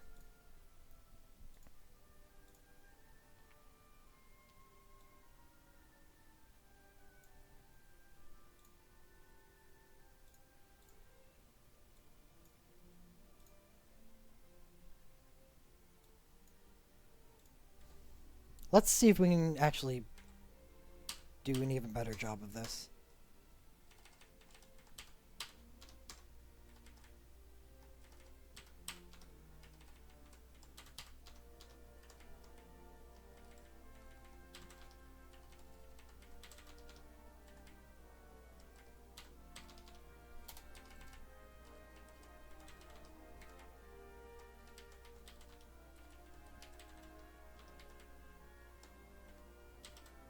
Oh, summoning, screwing up the loot.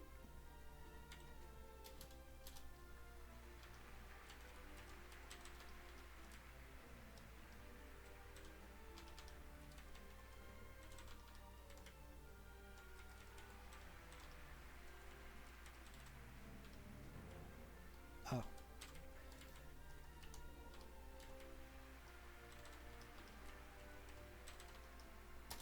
Okay. So we see 3 instances of fire. However, one of these fire instances is on Mug Bloodlust. I think we can live with only 2 fire expenditures on Omega Drive and Meltdown.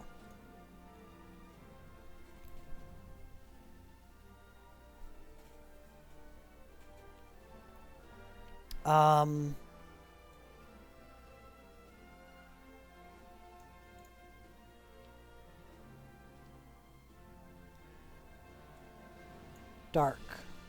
Give me a nice purple.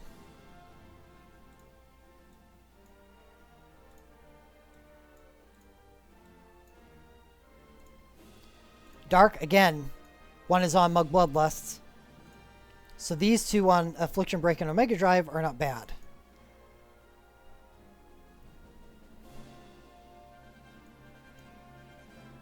Earth.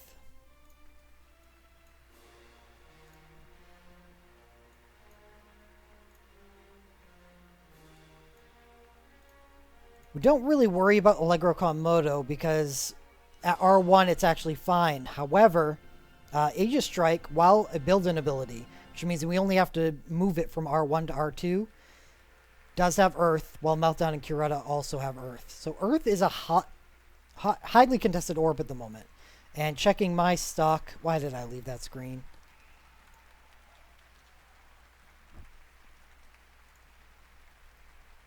I see that I have 25 Earth Orbs, which is actually looking like the lower end.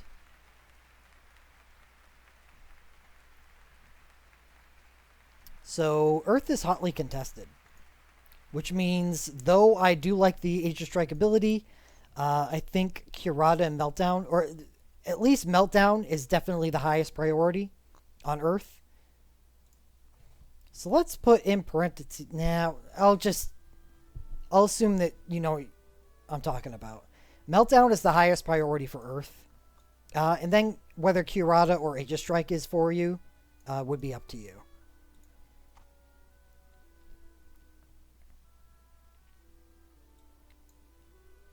Do we have a good color for Holy on here? Oh, come on.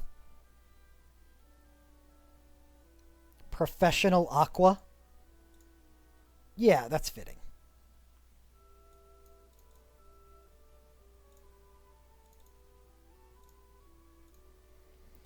So with Holy, we got 3 instances again, but one is Aegis Strike and the other is Kurata. Looks like Holy is absolutely not contested. Just 2 instances on the list.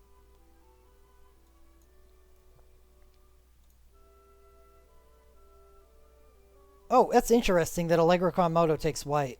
I mean, we're not really, we don't really care, which is nice. But yeah, it would have contested with Kurata if that was a thing. So, Ice is next.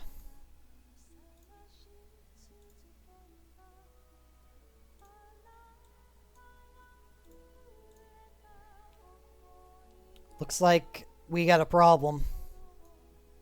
Not only does Ice show up in 3 places, one again being our problem child, Aegis Strike, but on Aegis Strike it is the primary orb, for who freaking knows what reason. I have to recheck this because that just doesn't make any sense. You really gonna Ice primary me? It is not Ice primary, it is Holy primary. Okay. I'm glad I decided to check.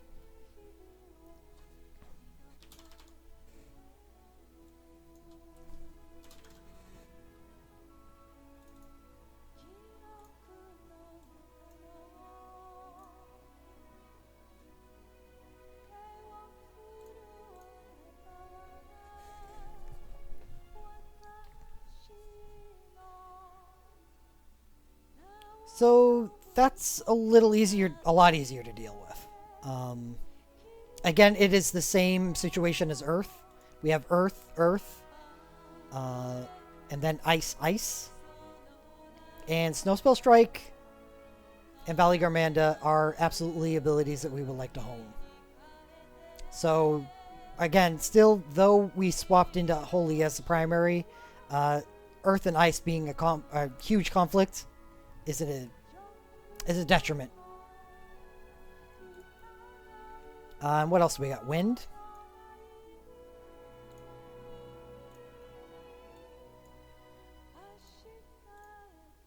Looks like we're safe on wind. Because this is a primary on Mug Bloodlust, but we don't really need to hone that. Snowspell Strike is free to go nuts with its wind orbs.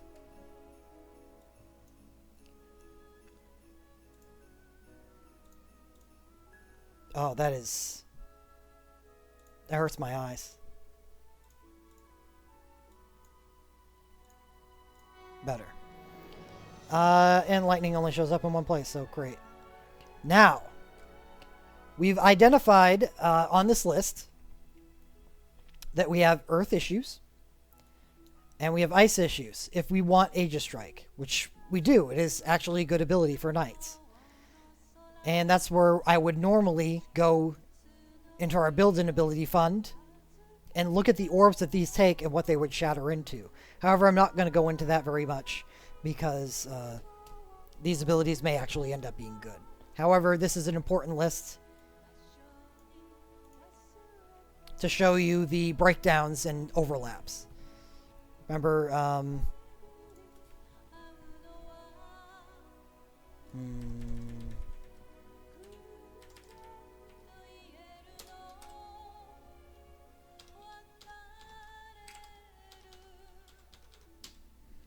to show primary, secondary, secondary. There will be crystal drops and dailies in the future. Very, very distant future, but eventually it becomes a thing. And that is very good. Okay, so now any questions on the 6-star abilities and their orb or crystal usage?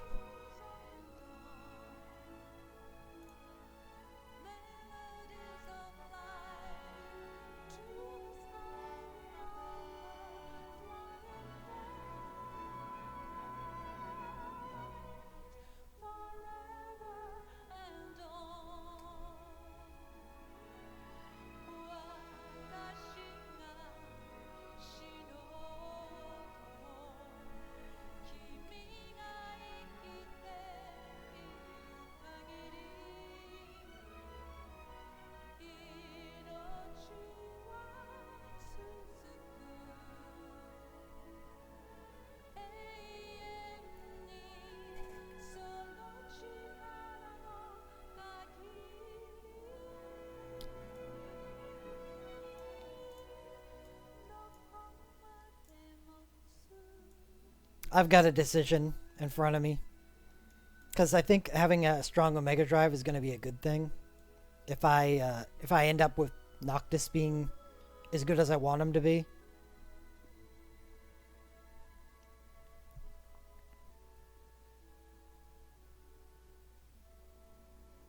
But Snow Spell Strike is also going to be a very valuable ability to me because I plan on pulling for Celeste and Bartz, basically the two premier Spellblades.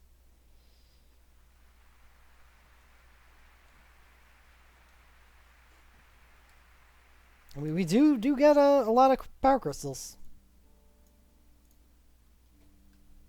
So I'll at least be able to put them at R2. Yeah, Snowspell's probably fine at R2. Maybe one day.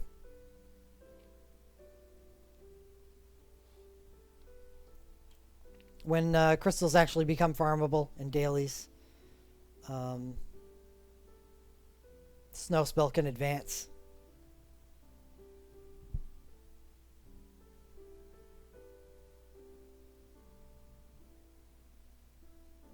Are you asking for a friend, Shadow?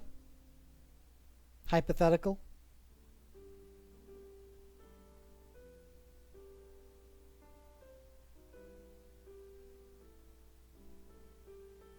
This wouldn't have anything to do with you, would it?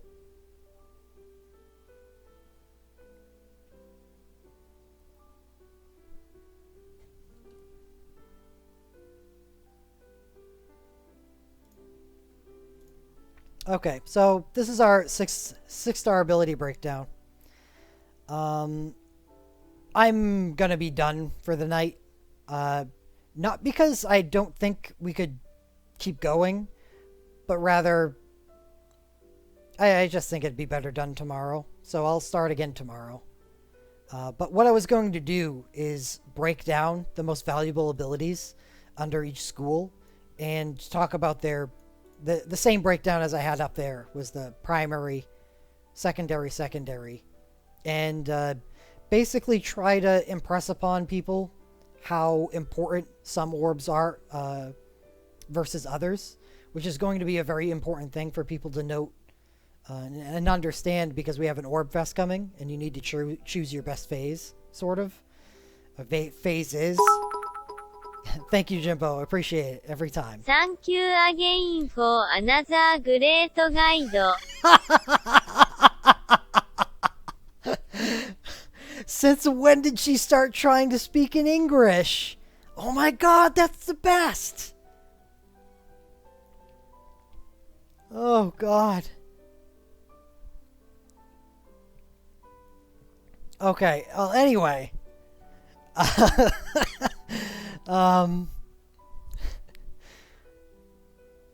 So, some orbs... Well, it's not an accent. It sounded uncannily like an actual Japanese person trying to speak in English. It was heartbreaking and hilarious at the same time. Oh, I'm so much happier that this is my new text-to-speech instead of it translating it in Japanese and then having her say it, because I'm sure it was just gibberish.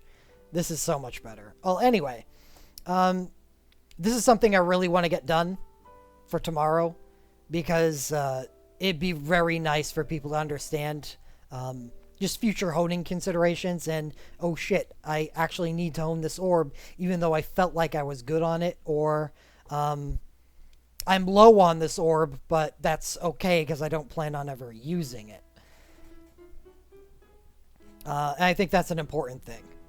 So I did a little primer before I started the stream, and I'll be able to go over this. As you can see, this is quite long and would have required a lot of bad English and good conversation and some bard.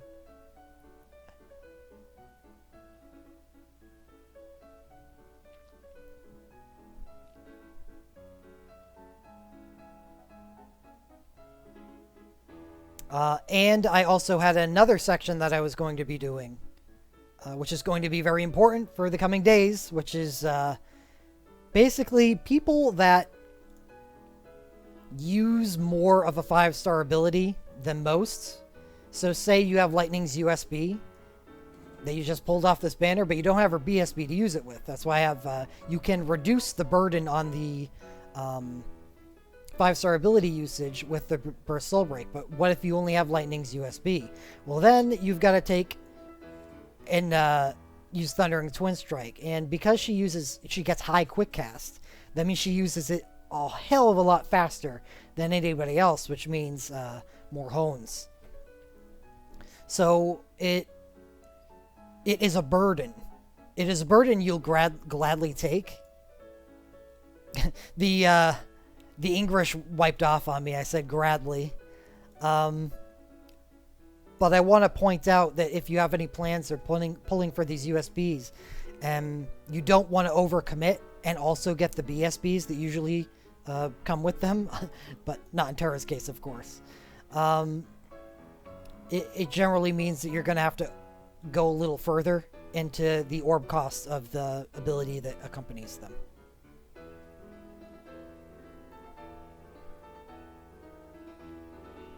So, yeah, I'm going to go into that as well.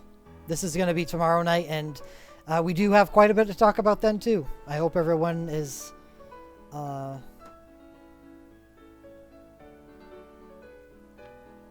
sick of it yet. This is a lot of, metagame. We certainly make one hell of a game out of this game, huh?